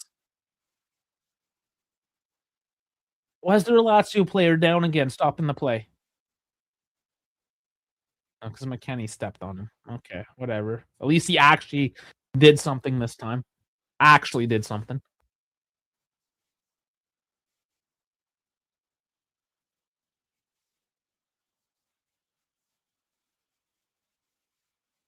Yeah, David has this whole, like, "I'm a second striker" thing stuck in his head.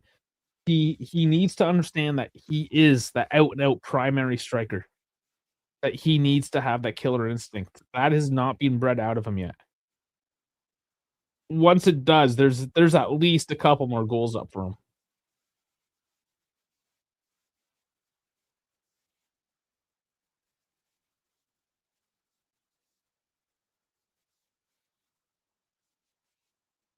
Funny enough, though, just looking at the numbers, it's Cambiasso having the good game today and Locatelli, the one with the drop off.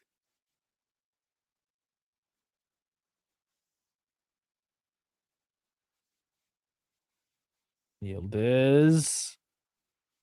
Oh, McKennie on the volley and yeah, just I don't know if the body was there or he whiffed on it. Let's take another look. Press it down. Yeah, and he just bangs it down too much. Not enough forward momentum on that one. But a decent attempt going for another spectacular.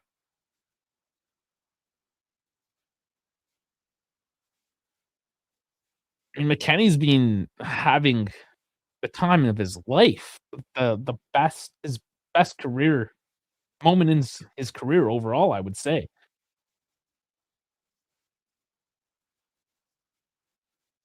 And that's a man with confidence, right? You compare that with David right now, who still isn't full confidence, still questions what he's doing.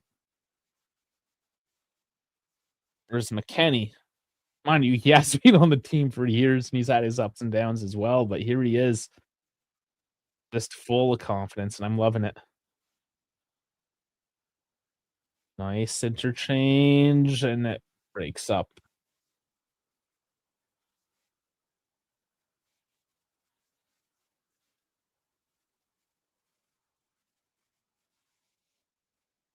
Yeah, well, I don't know how much in jest that was, Spalletti saying that McKennie was the striker. In that game, he was, that Copa match. But he has more of the killer instinct. So yeah, in a way,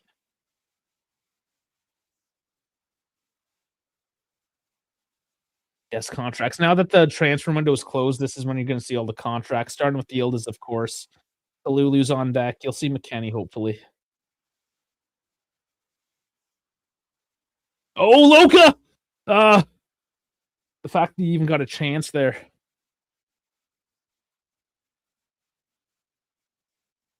E2 tries to chest it down and take it off the volley. Ooh, that should be a corner. And it is. Oh, let's time waste. Let's time waste. Lazio Boga and Lloyd Kelly. Those Boga coming on then for Yildiz. Ahila's coming off finally. Oh, so you're actually hurt now. No, now you can actually get the fuck off the pitch because I'm tired of your fucking make believe. Now you can do it for real. Uh, Taken too short and cleared off.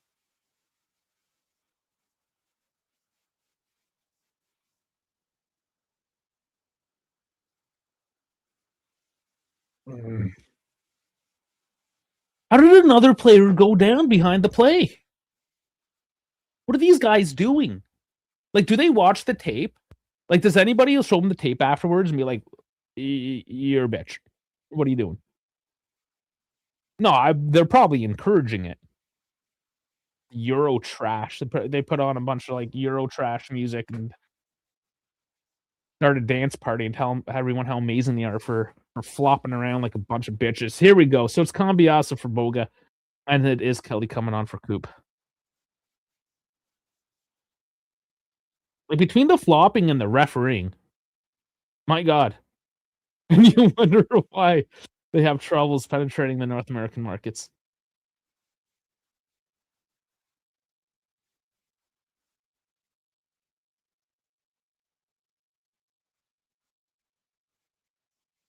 Another extended stoppage with the substitutions as well. Hopefully, this all gets added on.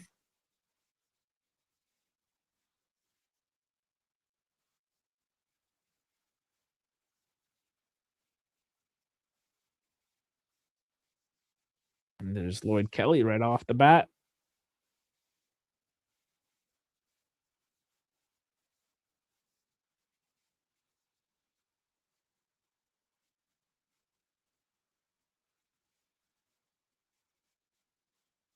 Need to build up some momentum now after that extended stoppage. Couple new guys on.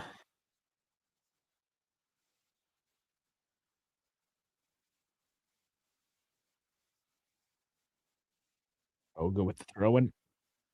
He gets his first touch.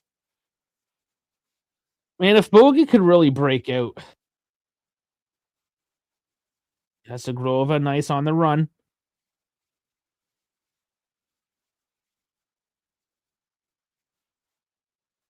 Passing around the top now, trying to find the space.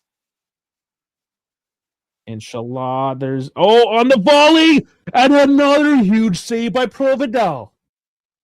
My fuck, and what's the call this time? Why are we stopping the fucking play?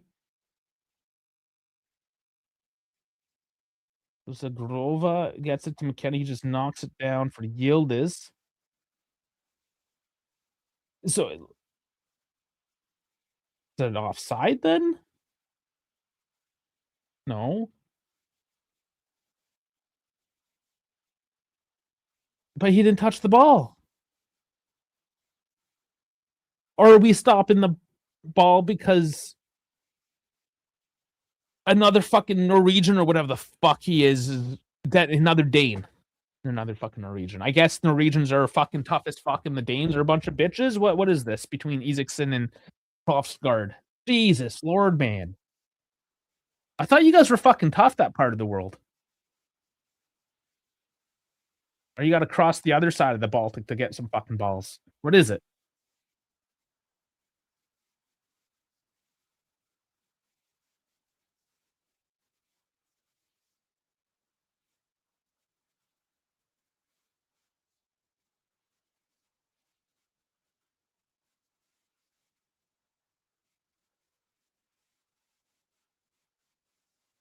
Oh, fuck this. Let's go.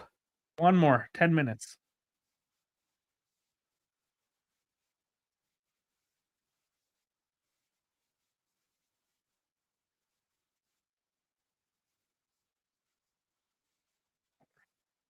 Nice pass up again, and they just can't get it forward. Jesus. Maldini one-on-one with Bremer. Oh, wow, and Kalulu's there. Fucking Maldini losing Bremer.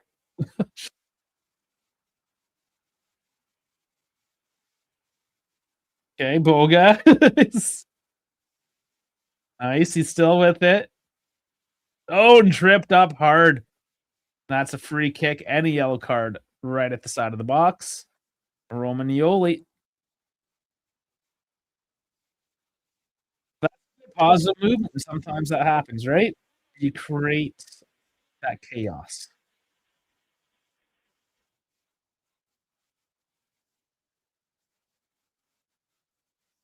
Yeah, Romagnoli isn't exactly the most athletic. He's that tall defender. You have somebody like Boga fresh off the box dancing around you. Exactly what you're trying to create there. Bones feeling the goal. I hope so, buddy. That piece goal, I'll take it. Good spot.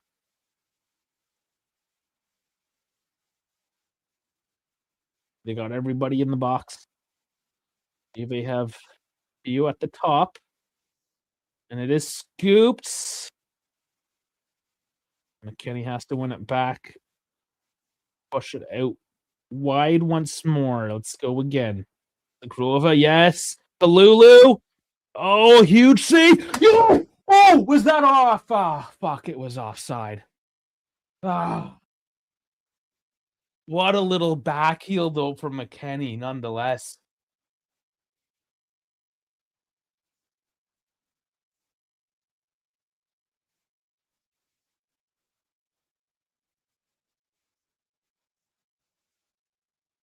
Close. Fucking close again.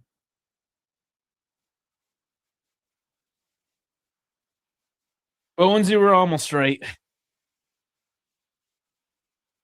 Another substitution here, Patrick.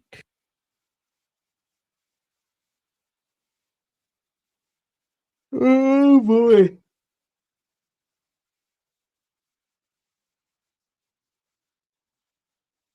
They are still checking.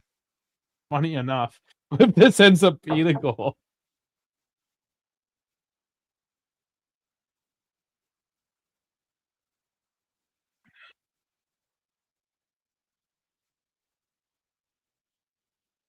Okay, the other bitchy Dane is off.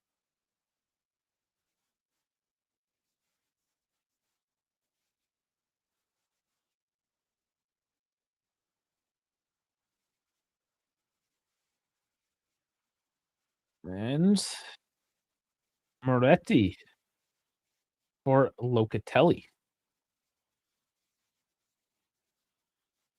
Yeah, not having a great game. He was rested there a bit on Thursday and then caused the first goal. The first goal that they counted. Not the first goal that should have counted, but he did create the first goal that was counted. McKenny hobbling around a bit. So it is Moretti coming in for McKenny. And Openda, who did you take off? Okay, so they're doing Locatelli, Openda, right? And McKenny, Moretti. However it works out, it doesn't matter.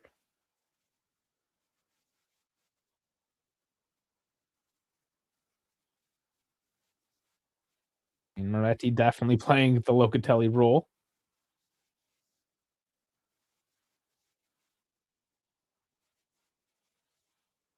And Openda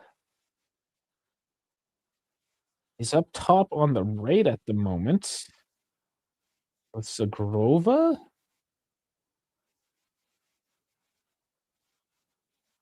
They're putting some numbers forward, but Noslin coming up the other way for Lazio. Nuno, oh geez, tackle just didn't work by Moretti. Lazio playing it safe, going all the way back. Endo will run on. You got to use your legs for something. Let's go. 5 minutes. Lazio gives it away.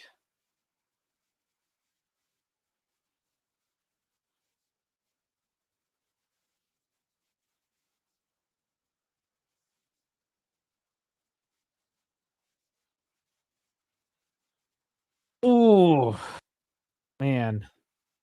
What a Sunday. What a Sunday it has been. Will there be last moment drama here? Zagrova working the right side. Feeds it in. Moretti turning and can't get it through. Dribbles past the first guy, but not enough.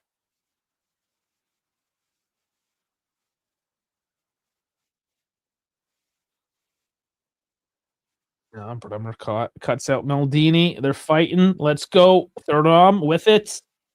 Get it forward. There you go. Yildiz cuts. Thuram.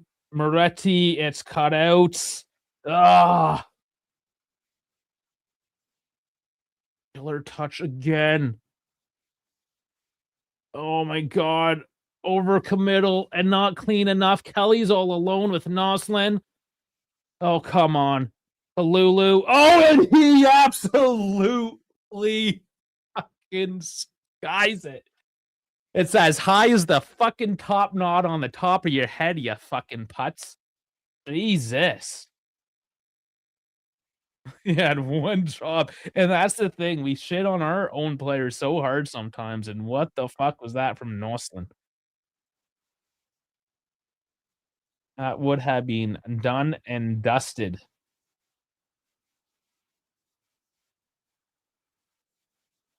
Oh, that's gonna be a foul now. Aldini this time. Just got stepped on. Yeah, just a touch.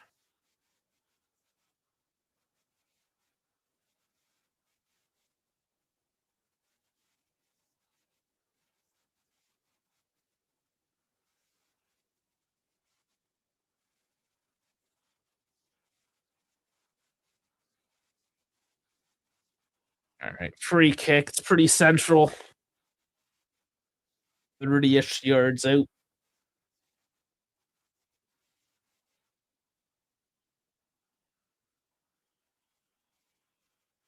And goes direct, doesn't make it. Tried to take it a little quick, doesn't work out for him. But Juve have to act quick now.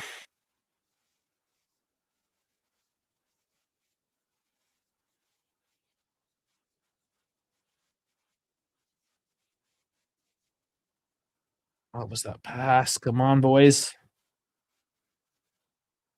Alrighty, switching. Zagrova, let's inshallah.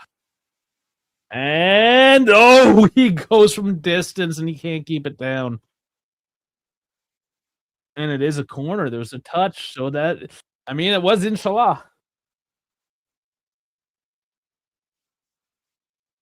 Oh, was it?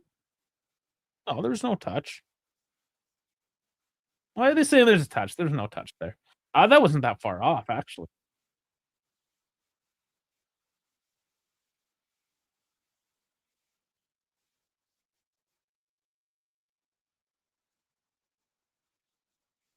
Oh, stolen.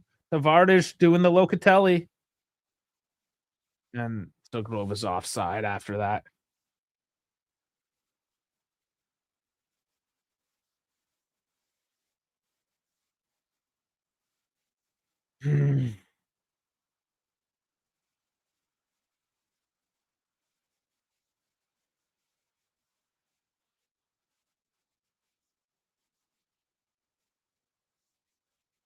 Oh, come on. We need to scrape out a point here.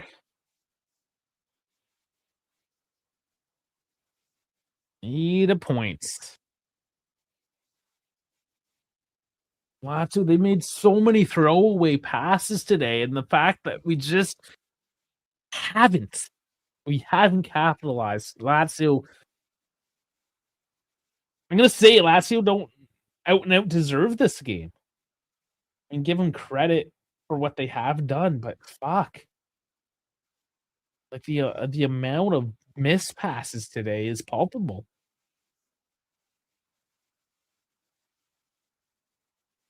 Like, punish them. Juve, you need to punish them. They do not deserve this.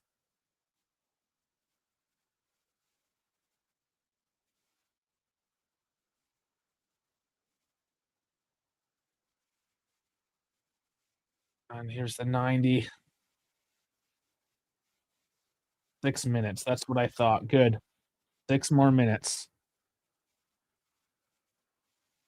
Yildiz. Moment of greatness. Let's go! Side of the net. He got the corner out of that.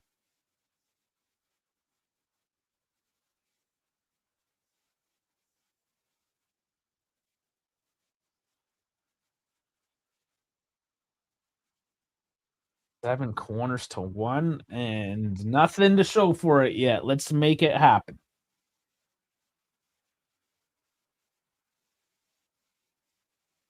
Oh, dangerous. Oh my god, Boga. That was so not good. Oh, whiffed it. Oh, that was going in the net. Providel with another save. He was gonna fucking tuck it. My lord. And then sometimes the goalkeepers just fucking show up.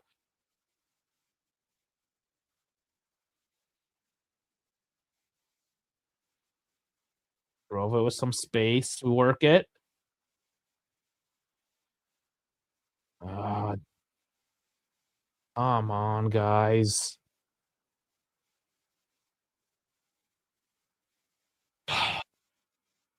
Super anxious.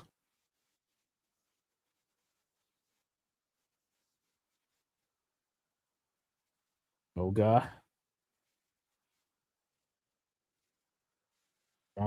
Looking long to yield as he's on the right side. Cordova, Moretti. Looped wide. Providel has to come all the way out and tumbles over Bremer, and he's going to pretend to be hurt and waste a couple minutes here.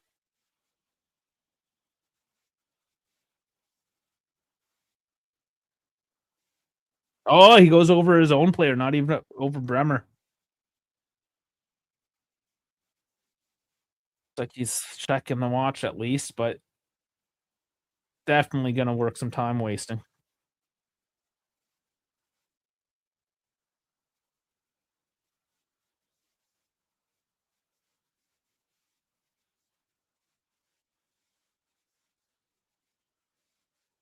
Okay, I don't really want to watch Lazio's goal, so I want to see the bitch ass get taken off the field, and then we continue to play. I don't care if it's the goalkeeper.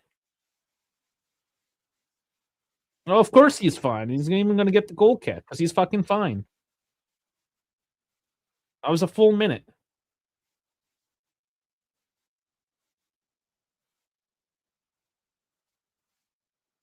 Boys, this is sloppy. Sloppy.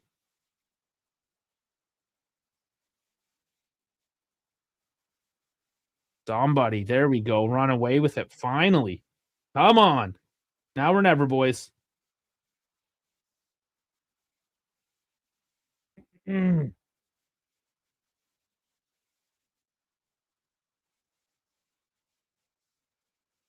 I'm fucking stressed out today, guys. Fucking stressed. Not how I wanted this to go.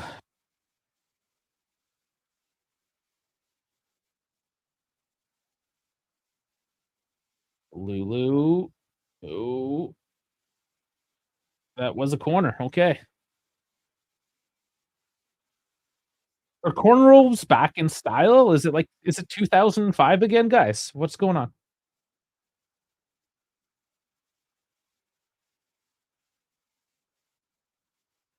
Going to the top. Moretti takes the shot. Nothing but wall.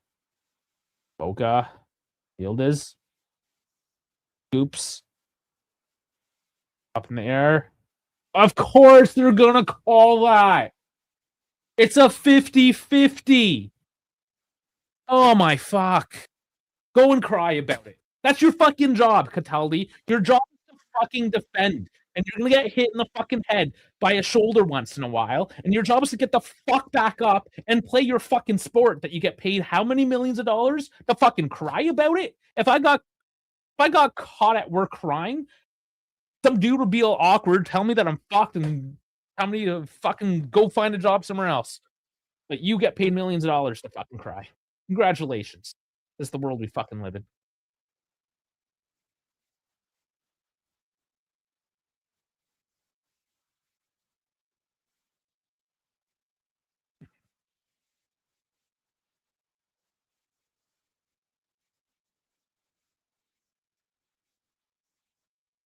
Ah, not much left here.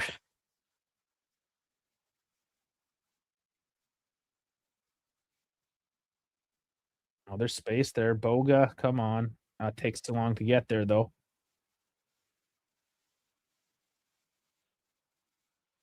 Roston!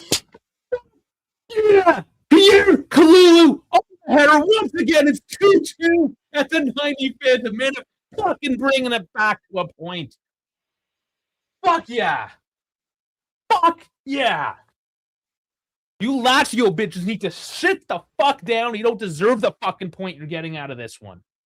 Fuck yeah, Kalulu. Abso-fucking-lutely. Sign his contract tomorrow. McKenny, Kalulu. Let's fucking go. Give him the money.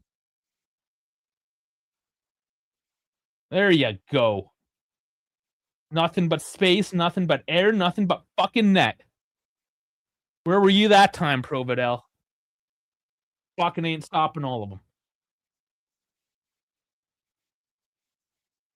And it's a Boga assist in his Serie A debut.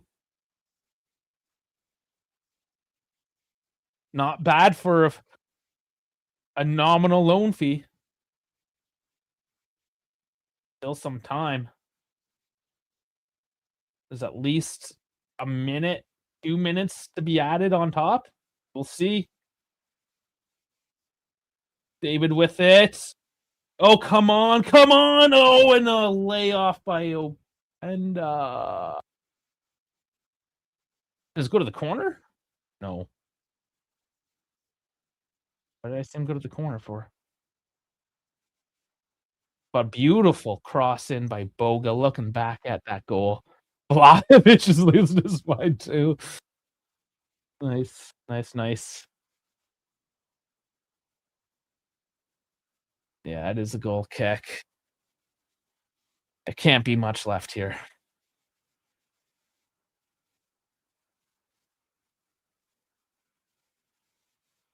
But there is still time, and there's a turnaround with the Yildiz. This is why Providel hasn't had a good score today. The amount of giveaways. Boga again, and Openda puts it wide off the header again.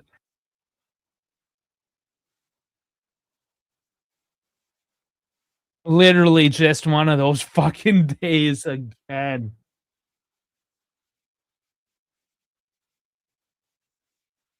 That's it. What a goddamn roller coaster today. What a fucking roller coaster. The point is not what we needed, but it's what we got. Lazio, you can say, doesn't even fucking deserve that. We're still in fourth. Roma to play tomorrow. If they win, they would tie up with us. There's the plus minus.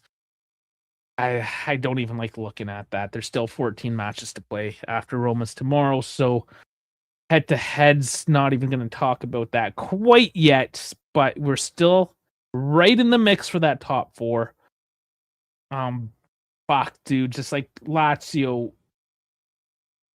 they looked like shit today. They absolutely looked like shit. We had two moments where, and where's Primo? I hate to say this, where our two Italians unfortunately fucked up. And I just say that because there's this ongoing fucking conversation with how many Italians you need to have, but I don't know. I'm just seeing a bunch of black dudes scoring right now and not Italian. So I don't know what the fuck's going on. but they're either originally somehow from Africa or from the Caribbean. That is our scoring prowess at the moment. I don't care if they're Italian or not. I don't care if I'm Italian or not. It doesn't matter. We need the fucking points. Yeah, frustrating. Very frustrating to drop the points today. When you look at the momentum chart, there wasn't a whole lot going. How's it going, Dash? And I just wanted to come in here and say, if anyone bitches about the refs, I don't want to hear it because we played a hell of a game. No, the refs were shit. The refs were absolutely. Listen, and I'll tell you why I'm going to bitch at the ref. Because every single day I do a live watch along, the very first thing I do in the pregame is check the stadium capacity. I'll show you facts. I scroll down to this section right here, and I look at this name. And you can get the receipt. And I said, Marco Guida, good fucking luck. That's exactly what I said before this game started. And good fucking luck it was. I called it. I even called. I said in the first half, the problem with these fucking referees is that, watch, by the 60th minute, they're going to change the way they officiate. They're going to move the goalpost. At the 61st minute, whatever it was, the call started going to shit. They started going the other fucking direction. He wasn't calling it. He was calling everything before, and then he wasn't calling anything as soon as the 60th minute that started along. So yes, I will continue to shit on the referees because the referees are shit. Does that make any excuses for what we did today? No. We should have absolutely taken destiny within our own hands, but the refs are still shit. Yeah, I mean, I get the refs are still shit, but offensively, dude, that second half, we lit them up like it was nothing. I mean, the only thing that separates this game between us and winning is literally two boneheaded mistakes. Two boneheaded mistakes, and Providel with a couple of huge saves as well. Yeah, he's going to credit there. He needs to get tested. He has zero ball distribution, though. Who, Providel? The amount of giveaways. Here, let's look. Let's look at his numbers. So he got 6 saves. I mean, he definitely put up there. Let's see, though. Accurate long balls, 9 for 29. The amount of times he just put it back into a Juve chest. Like, accurate passes, not even long balls. Like, his ball distribution was disgusting. Yeah, I mean, I'm not, like, for example, I'm not looking at, like, the possession stats for us. I was just looking at, like, the opportunities and chances created. And, like, dude, we had 30 shots. Okay, well, here it is. 63% possession, 2.77 XG to 1.06. 34 shots to 9. 8 on target is the problem. Yeah. 8 on target. That's it. But otherwise, I mean, 4 big chances. 2 of them missed, so you capitalize on 2 of them. 560 passes at 89%. That's pretty good, too, especially since a lot of those were forward passes. Yeah. I'm a little bit disappointed in the Bremer tap-in, that Bremer didn't box out the defender that was on his shoulder, and that would have been an easy tap-in. I was a little bit surprised to see Bremer get physically beat on that play. Just for the record, it wasn't Bremer didn't miss it. He didn't make contact with the ball at all. Nuno beat him to it, which again kind of surprises me that Bremer got physically bodied off that ball. I thought, again, if anyone hates Jonathan David for playing that pass, they don't know ball. Jonathan David made the best play, the best decision you can make in that position. I was just shocked that Bremer got bodied. Yeah, I had to break that down. I looked at it. It was a tight angle for David. Normally, yes, you want your number 9 to be clinical and put their foot through it. But Bremer had he had the angle. He was open. The net was open. It's an empty net. He's your strongest player, arguably the strongest physical player on the field. Anybody with common sense makes that play. That's a clinical pass by David. That's elite decision making. So I was a little bit disappointed because, in my opinion, that should have been the equalizer there. But other than that, I think really the only thing that was kind of underwhelming was Zagrova, in my opinion. I thought it was a little bit underwhelming. I thought Vogel was fantastic. Mm-hmm. For me, Zagrova just kind of like he does one thing. He doesn't. Yeah, it's like he crosses and crosses and crosses. Like if you were to take Conceição and him and just like mesh them together, you would actually have a right winger. Basically, Conceição will go deep, and Zagrova will cut. Yeah. They only do one or the other. Like again, if you put them both together, and then they have two moves that they can make, but they each individually only have one move right now. Yeah, I was a little bit disappointed in that. I'm happy that with Boga, because that's honestly what I was kind of expecting for him, was to kind of wreak some havoc and take the pressure off Yildiz on that left side. And he's such a great crosser. Oh, he's such a great crosser. Well, clinical between Boga now, but Kalulu as well. He's getting an 8.5 today. Like Kalulu came up big. He has been coming up big. And to point out, let's look at our best performers today. Yildiz 8, just got his contract. McKennie 8, Kalulu 8.5. Both of those on deck to get their contracts. Yeah, I'm liking the 1-2 punch with David and McKennie. It gives you the perfect 1-2 dynamism where David is again that ball handler or that ball facilitator up top, and McKennie is kind of just like the physical stumper. Yeah, it's working in my opinion. I don't think you changed that. I'm a little bit disappointed in Openda because you had a free header. All you had to do was point that corner.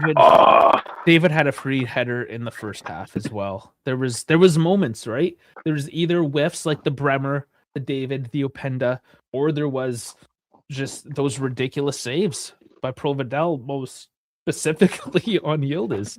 And even Zagrova that one time he almost got one going long. Like there were a lot of good attempts, and they were either just wide or they were saved off, or just like that again, that Bremer one. It was just like how.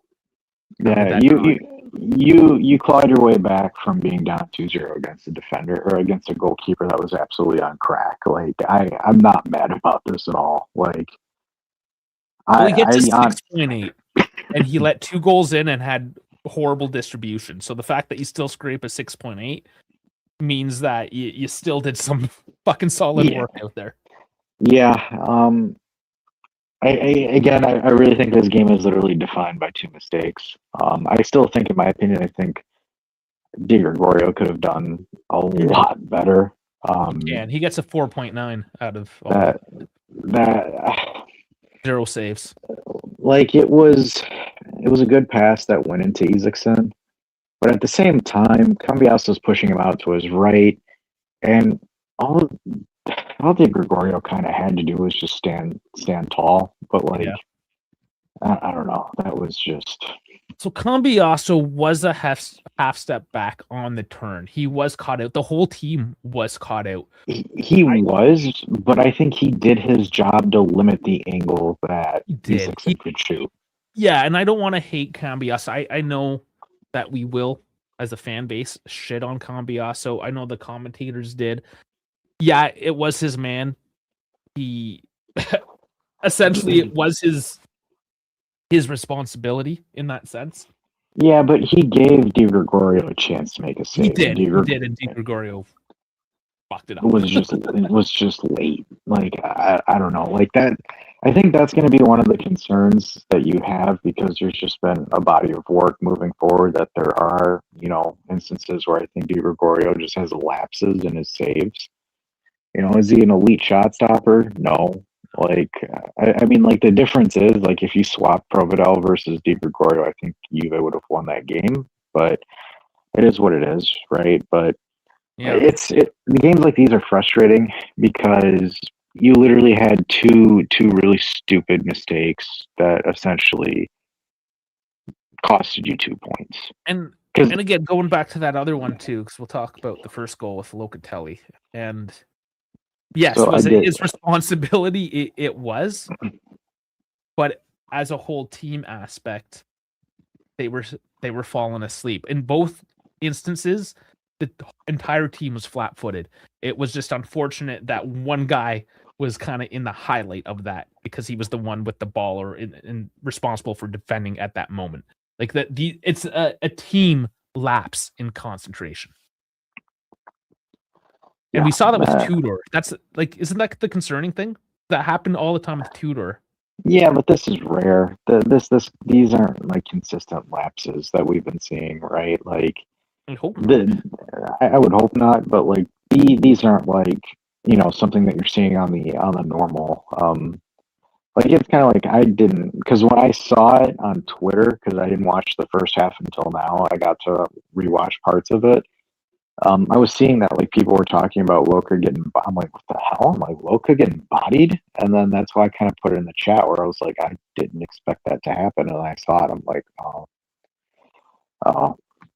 it wasn't like he got because I'm like sitting there thinking, like Daniel Maldini is a twig. Like Locatelli should just flick him off physically, but I kind of looked at it and I'm just kind of like, oh, I kind of see how it happened, but Yeah, that's why it wasn't being bodied off. He was stripped of it.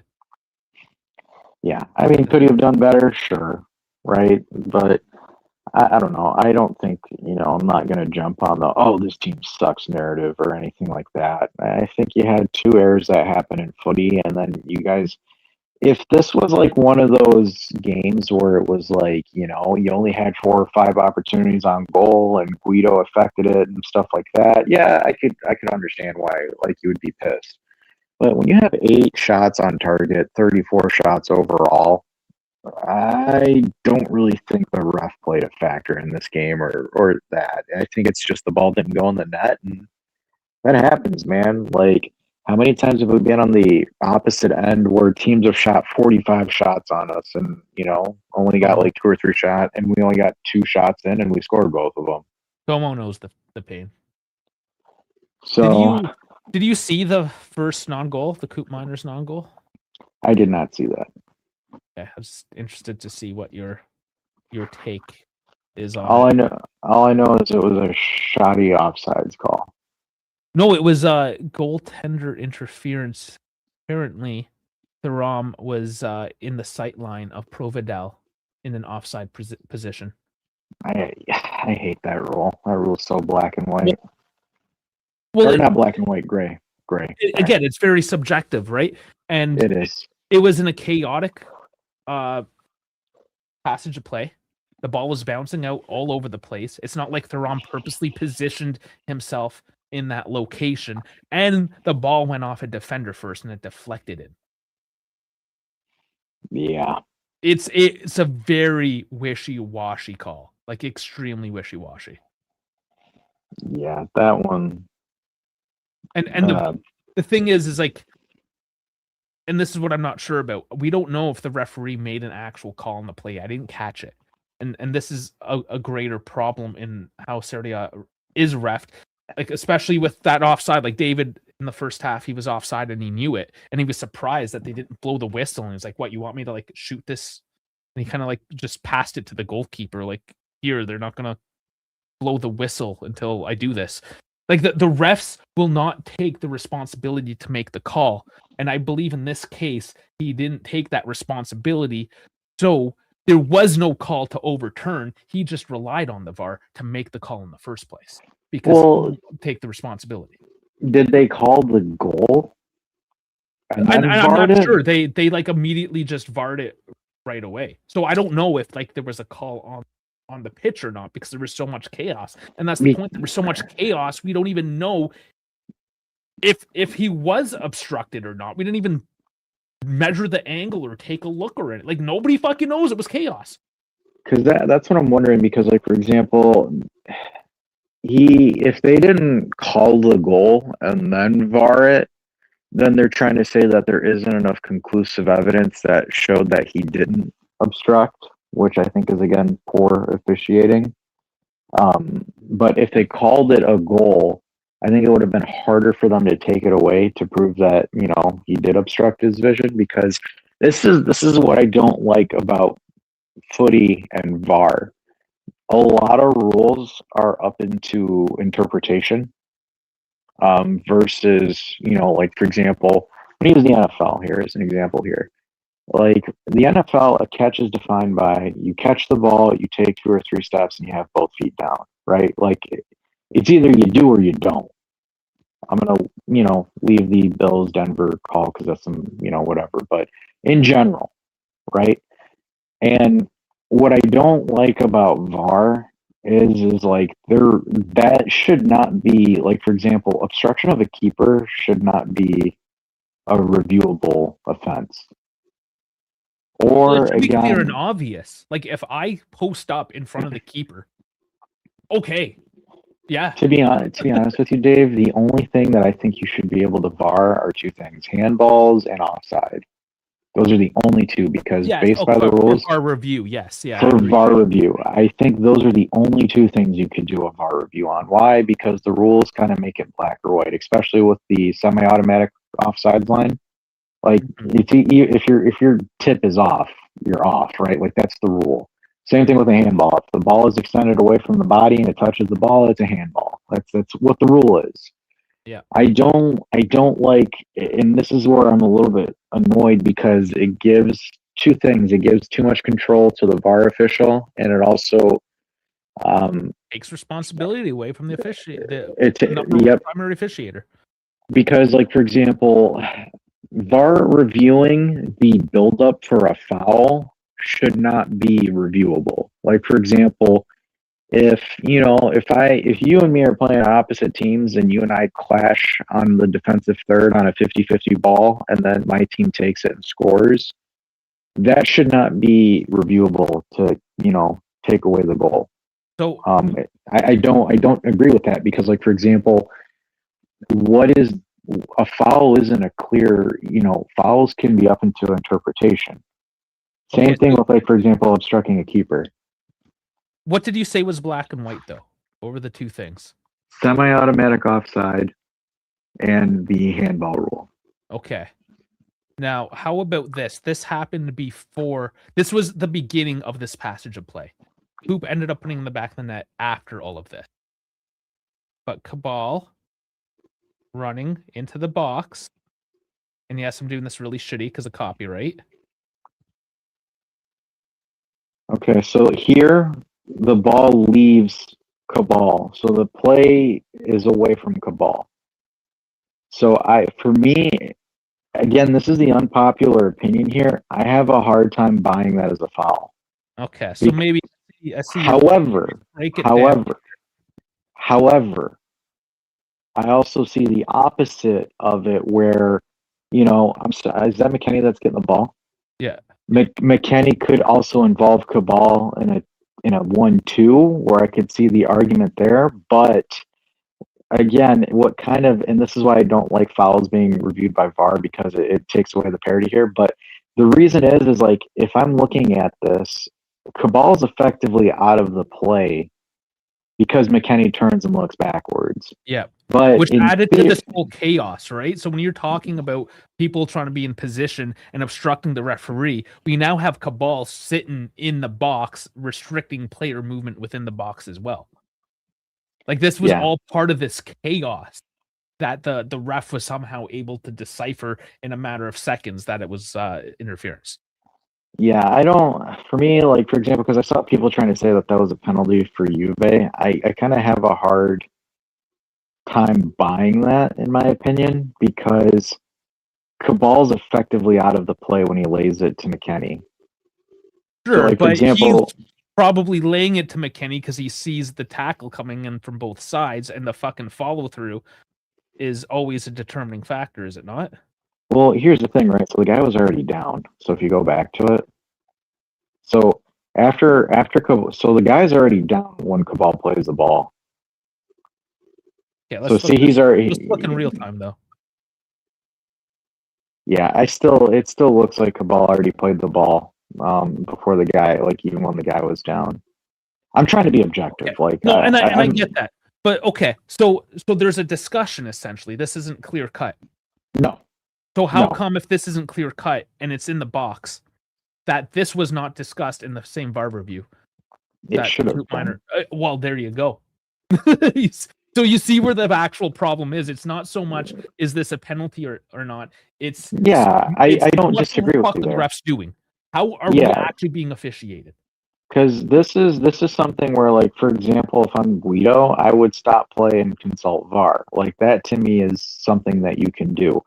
Again, would I give it as a pen? I'm leaning more on no. And again, it's unpopular. He didn't consult it though. That's fine. I mean, that's not fine. I'm saying, like, for example, that's something that he should do. Like, if you're consulting VAR for, like, and do you have a clip for the Koopmeyer thing? Is there anything on X for it or not?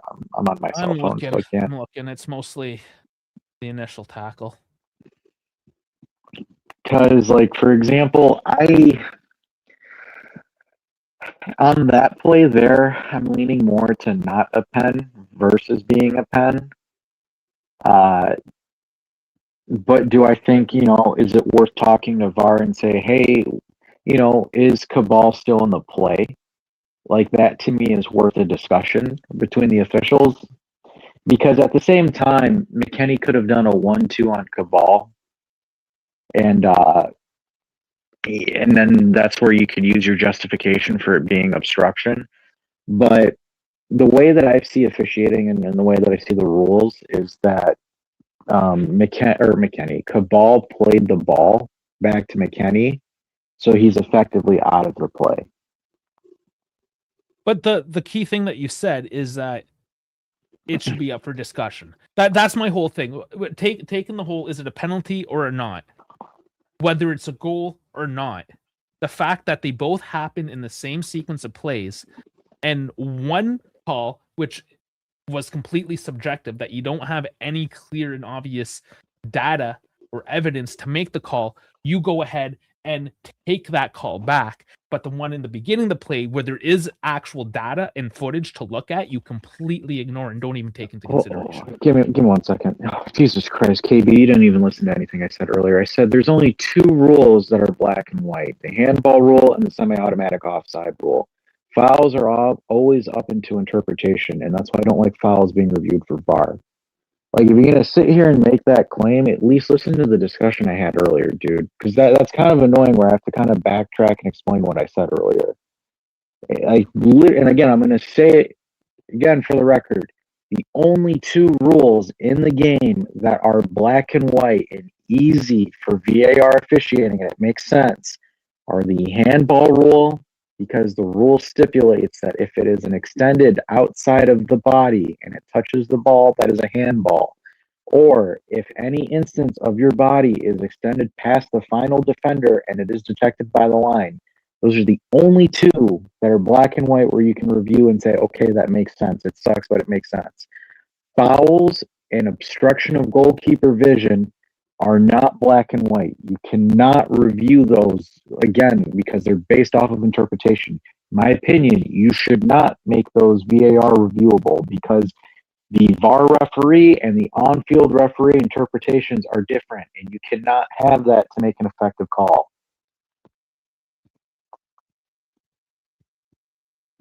Yeah. Now there's unfortunately, trying to find the Koopmeyer stuff, there isn't anything there. Because the one thing that I'm trying to understand, because I didn't see the Koopmeyer's action, is did they actually call it as a goal initially and then remove it, or did they call it as obstruction and never called the goal? That's what I'm trying to understand here, because let's see if I can look back at it. Because that's what I'm trying to understand here. Because, like, for example, had they called it, had Guido pointed to the center and called it as a goal, and then VAR came back in and took it away, I strongly disagree with that. Like that, I really disagree with that, because that's not clear and evident for you to overturn something like that. I'm gonna have to go back and see at what minute that was. If anybody knows, just throw it in the chat. If Guido didn't point to the center of the circle and waited for VAR to decide it, that's a shame on Guido moment. Because Guido, in my opinion, should not be depending on VAR to confirm whether or not that's a goal or not. 25th minute. Okay, let's see if I can find something. Okay, I'll just watch a little bit here. So, about 24:40 is when the ball went down. Okay. So we're now 25:30. So he's down for 25-30 seconds. I just saw the Koopmeyer goal. He's celebrating. Everyone thinks it's good. I think it's good. The whole world thinks it's good.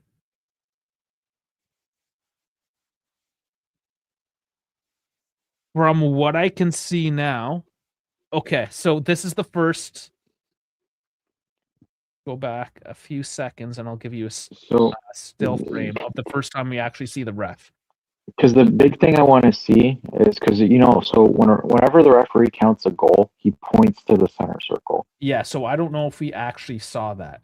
So that's what I'm curious to see is if Guido actually does that. So here, let me put up some crap overlaid and whatnot, just so there's like more crap on the screen, so it's less likely to get copyrighted. Okay. Play this. Turn off the volume. Gonna have to buffer again, sorry. There it is. That's the very first time we see the ref. So he has a hand up, which is stipulating a foul. So with that hand signal there, and he's holding the ball, that's him stipulating a foul. So he didn't. So this is where this is kind of shoddy business, in my opinion. Mm-hmm. So had you again, I don't think Guido even looked at VAR. I think Guido just listened in the earpiece to see what it was, because I don't even think Guido saw the play. Because, like, for example, if you have your hand straight up like that, you're stipulating a foul. Yeah. Refs call offside, that's to mimic the flag. But also, like, for example, when they call like an obstruction, or if they call like a dead ball foul, their hand goes up in the air. That's extended. That's not just offside either. It's like, for example, he'll put his hand up and blow the whistle. For example, if there's kind of a non-contact play. If there's, like, for example, a foul where players clash into each other, he points to the spot. So those. Go ahead, Dave. It comes out of. He goes out of scene, essentially. Coop Miners. So Cabal's on the ground. Guida's just there officiating, hands down, just looking at the play. It cuts away from him as it cuts to Coop, puts it in the back of the net. So for all intents and purposes, the ref had made no call at all through that passage until the ball went into the net. So let me ask you this. After the Cabal instance, was there an instance that Lazio had clear possession of the ball? I don't believe so. I'd have to watch it all back again. So but I think it was that's fine.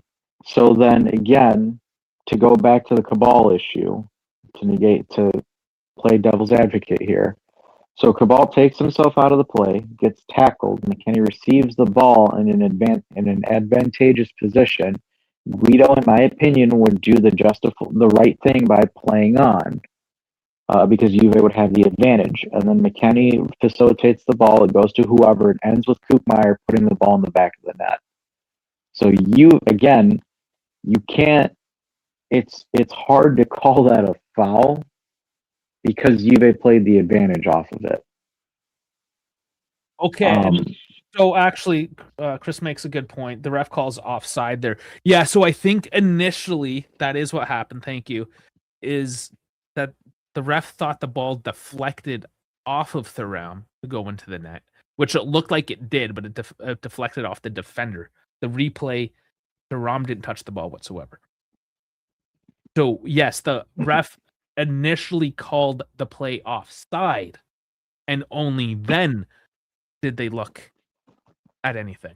So the actual call on the field then was offside.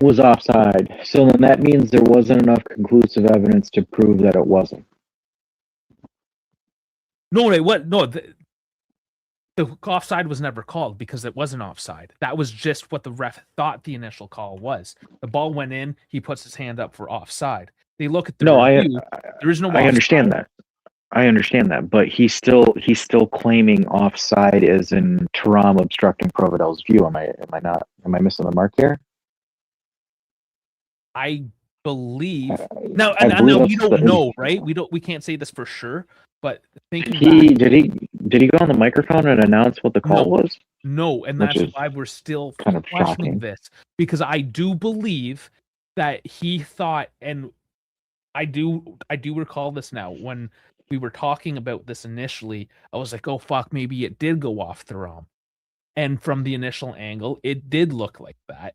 But after the stoppage and looking at the replays, it was clear that Thuram didn't fucking touch the ball whatsoever. That's when they then called the obstruction. Dave, I'm going to have a crazy take here where I think Guido didn't let VAR review it. Yeah, because, no, he was just in his earpiece. He just all went by the earpiece. No, I don't think because, like, for example, what the rules are, if there is a VAR review, they have to announce it on the microphone. And in my opinion, I think Guido marked it as offside and didn't consult VAR because he was probably, again, I'm not saying that he's correct. I'm trying to interpret his call here. Thuram was in an offside position, and regardless if he touched the ball or not, Thuram affected the play in an offside position. I think that is what Guido is trying to call there. Well, two things happened, and he called a third thing that didn't happen at all. I understand that. You know, like, again, I'm not saying he's correct. No, but like this is at what point does the league unfuck themselves? How many times? How many different teams? It's not just us. Literally every other team. You hear Napoli accounts, Milan accounts, even Inter accounts, week after week, complaining about how bad this is. To be honest for you, that Højlund foul that was given as a penalty for Napoli against Genoa was one of the biggest loads of bullshit I've ever seen in my life. That was soft as fuck as well. And that's the thing, is that I think last week it was Napoli. I can't remember what happened, but Napoli, I'm pretty sure, was bitching last week. And then what happens yesterday? It's not that one is right or wrong. It's that there is no fucking consistency anywhere. And guess who was reffing that game? Guido? Davide fucking Massa.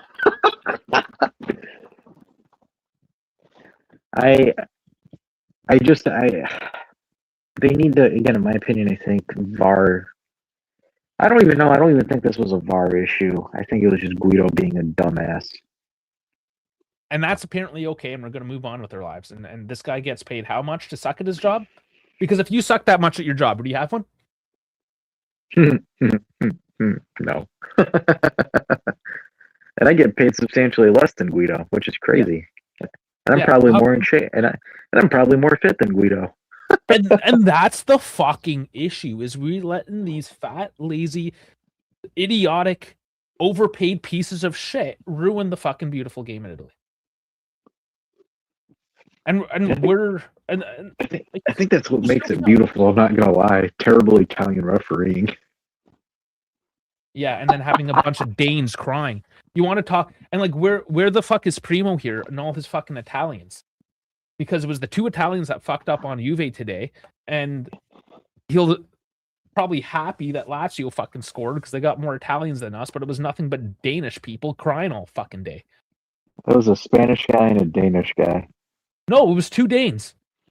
Well, no, Pedro's Spanish. He got the goal. He wasn't crying. Well, he cried a little bit. No, it was Gila, actually. Gila was the Spaniard that was crying a bit. But it was Isaacson and Provistgard. Both of them. Little crying blonde boys. Make their mothers proud. Look, I mean, again, am I concerned about the team? No, not really. Is this, does this suck? Yes, it does. But, hey, man, eight chances, 4 big chances, 34 shots. Your team was offensively creating stuff. I'm not mad at all. Shit happens, man. Like, these games happen. Does the whole Guido thing suck? Sure, absolutely. But at the same time, you guys the team lost concentration going into halftime because they're like, oh, well, Lazio ain't going to do shit, so we'll just chill. And then, yeah, that definitely happens. It's always, and the thing is whenever those goals happen, it started by like a 21-year-old or a 22-year-old coming out of nowhere and just bopping the ball out of somebody. And that's what happens because that's how kids are. But again, I don't see any cause for concern or any uproar. I think this game kind of showed a couple of things that need to be improved on. I think Zagrova needs to figure out something else besides spam crosses all the goddamn time. I think Openda needs to learn how to play footy because, bro, you should have won the game there, in my opinion.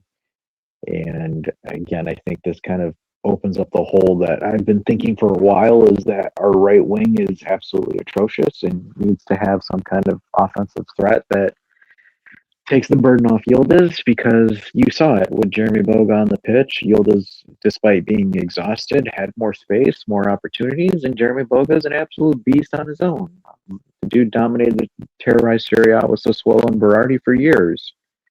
Streets remember that. I hated playing Sassuolo because of Boga. Because he's fast and is a cross-spamming troll. And that's pretty much it. I mean, the big thing it is just like, we just don't have an effective right wing that can relieve the pressure off Yildiz. I think if you fix the right wing, your offense is going to be more balanced. You can see that Jonathan David and McKennie are thriving together and are coexisting, which is great. I don't know what else you could ask more from this team with the resources that are given. So it's like, Guido sucks, yes, but at the same time, when can we sit here and say that we've seen a Juve team spam 34 shots and have 8 shots on target? No, it's all good. It's a classic situation where we played well. We should have had the 3 points. It didn't work out for the reasons we mentioned. Against a 5-4-1 low block, mind you. That we did 8 shots on target against a low block. How many times, and especially you, because you can vouch for this, how many times did you want to just gouge your fucking eyes out watching a team play a low block against us? No, I mean there's a lot of positives, clearly, right?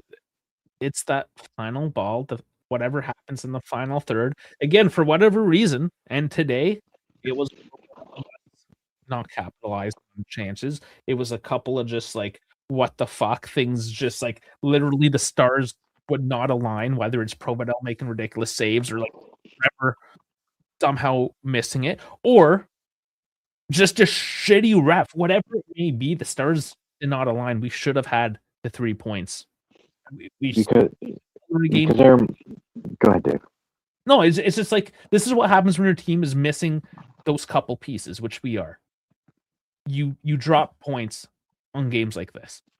No, and I think, again, like, for example, what is the objective for this season?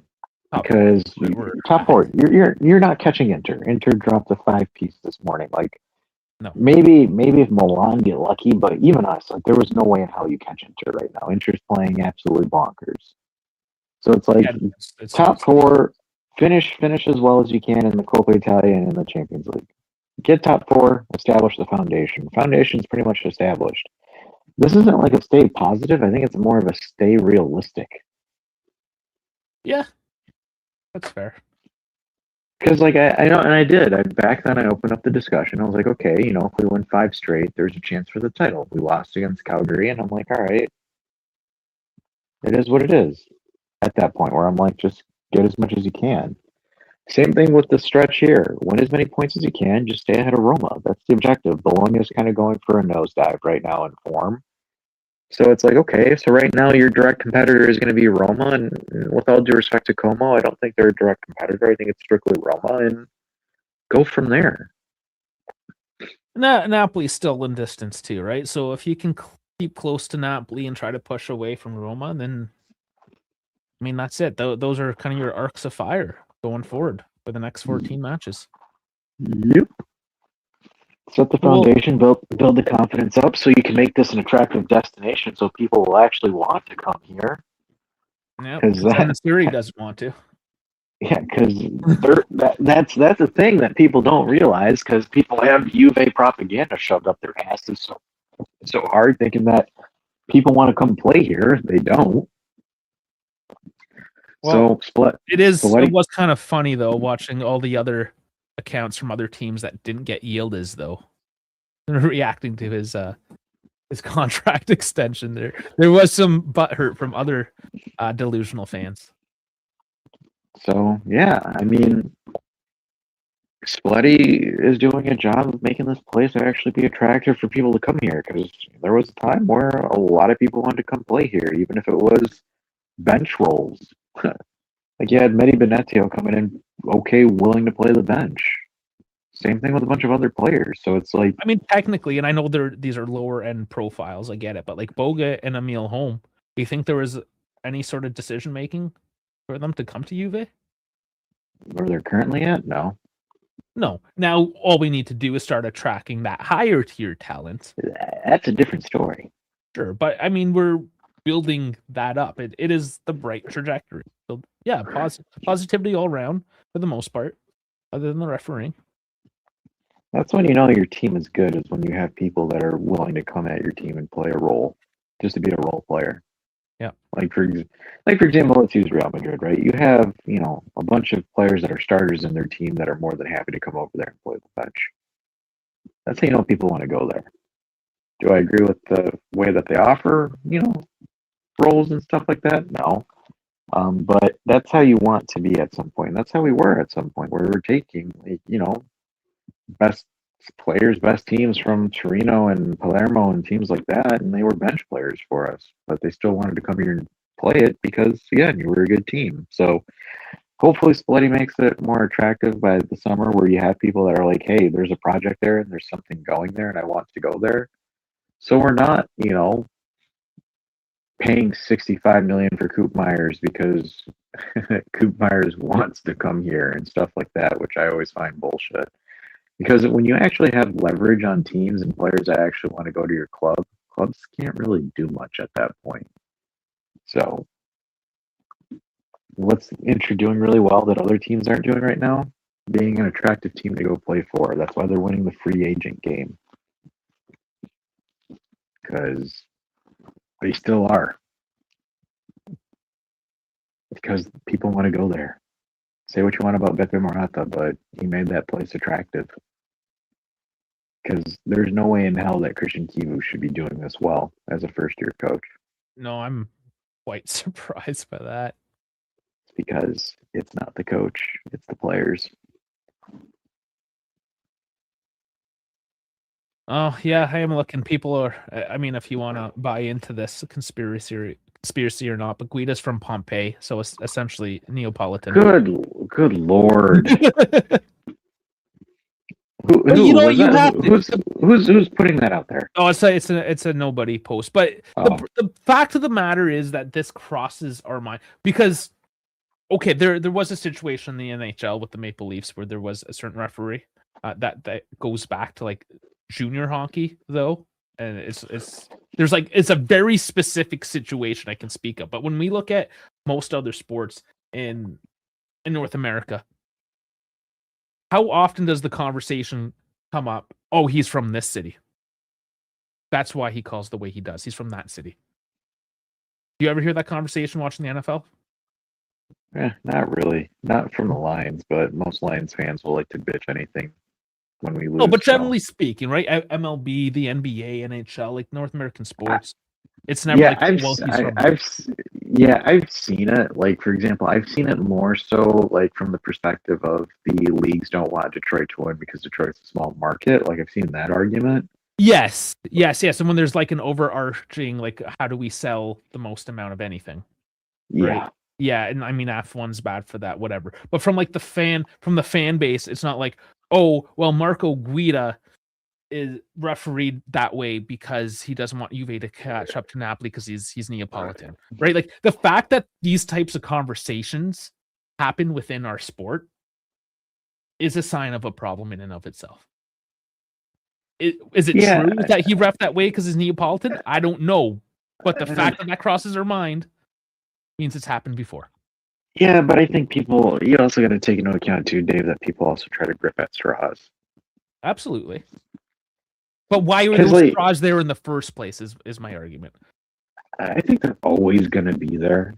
Because, like, for example, so I watched my friend play in a final last night, and, like, I was looking at, and I was watching the ref. The ref made some calls and some decent calls, and then, like, people were bitching about it, like, oh, he always does this and that. And I'm kind of, like, sitting at it, and I'm like, I was like, guys, this is a men's over 30 league. Like, if you're sitting here saying that the ref is making calls because he likes one city over the other, I was like, go touch some grass, and not this grass because it's synthetic. But it is try like Napoli, especially. It can be very tribal, right? That's what people are saying is like he can't go back to his family. Like the fact that like if the refs if that's part of the problem that the refs can't be protected from their own city mates and family, whatever. Like this is something that happens in the backwaters of Italy. Yeah, I can see that, right? Like for example, I get that. Like, I mean, if you saw what is it? Italians did to the Olympic Israeli camp yesterday, I mean, it can be very fucking tribal. Yeah, you Italians need to chill, man. You guys are crazy. Yes, But yes, we like, fucking do. drink some espresso and get laid. No, it's too But much espresso and too much sex, maybe too. Like they just need more chill. no, that's not enough. That's not enough testosterone. But I don't know. I mean, like, I think it's typical European. They always blame the other guy besides themselves. But I've never been a fan of it. I've always hated it. I've never like I'm a strong believer philosophically of you can only get upset about things you can control, and like the team can't control Guido. So it's like for me, it's like you can't control the referee. You just No, have to play. but the league can control Guido, and I that's think the systemic issue of it all. I think the league needs to do better of ironing out rules and stop leaving it to interpretation. Sure. Like I think that's probably the main fix that should occur, but that I think it's just the way that the rules are written don't work for the modern game anymore. I think the rules need to get overhauled, in my opinion. I just So Italy is not modern. I mean, that checks out. I think well yeah. I just think the rules for footy in general isn't modern. I just don't, because especially with the introduction of instant replay, you can't have rules based on interpretation and use instant replay. Like it just doesn't work that way. And that's what my issue is with it. If I just think I think you're just setting yourself up for disappointment with the rules of how footy are, and then with instant replay. Instant replay, again, clear and obvious. Well, if your rule isn't effectively stipulating clear and obvious, how are you going to use it? Right? Because obstruction of the goalkeeper. What's obstruction of the goalkeeper? Or a foul. What's a foul? Like seriously, what is a foul? Is it studs up on another person's foot? Is it, studs to stud contact? Is it lowering of the shoulder by 5 degrees into someone's chest? Like, what is a foul for it to be, confirmed on instant replay? And that is the question we shall all go to bed with tonight. And walk your dogs on. That's dark. It's gotta start getting ready for that Super Bowl. That's supposed to start at what, 6:30, but it'll start at 7:30. Yeah, I'm gonna go listen to some Bad Bunny to get myself ready to go. I'm trying to give me some Latinas. Green Day. Green Day first. They're doing the opener. That's a troll. That's funny. I mean, at least they're an actual band with actual music with the instruments that like have lasted the past 40 years, because they're just not this top 40 shit that comes and goes every 6 months. Yeah, that's fair. Yeah, that's always my fucking yardstick. In 30 years, will anybody recognize this song? Will anybody be talking about it? Will anybody care? In 30 years, will people still play a cello? Find out next time on The Dive. Make sure you like and subscribe. Well, no, I mean, because they AC/DC, The Doors, whatever you can talk. Well, fuck, we still listen to Tchaikovsky and Beethoven and all that classical shit, right? But do we still listen to whatever that Euro trash thing that came out in '94?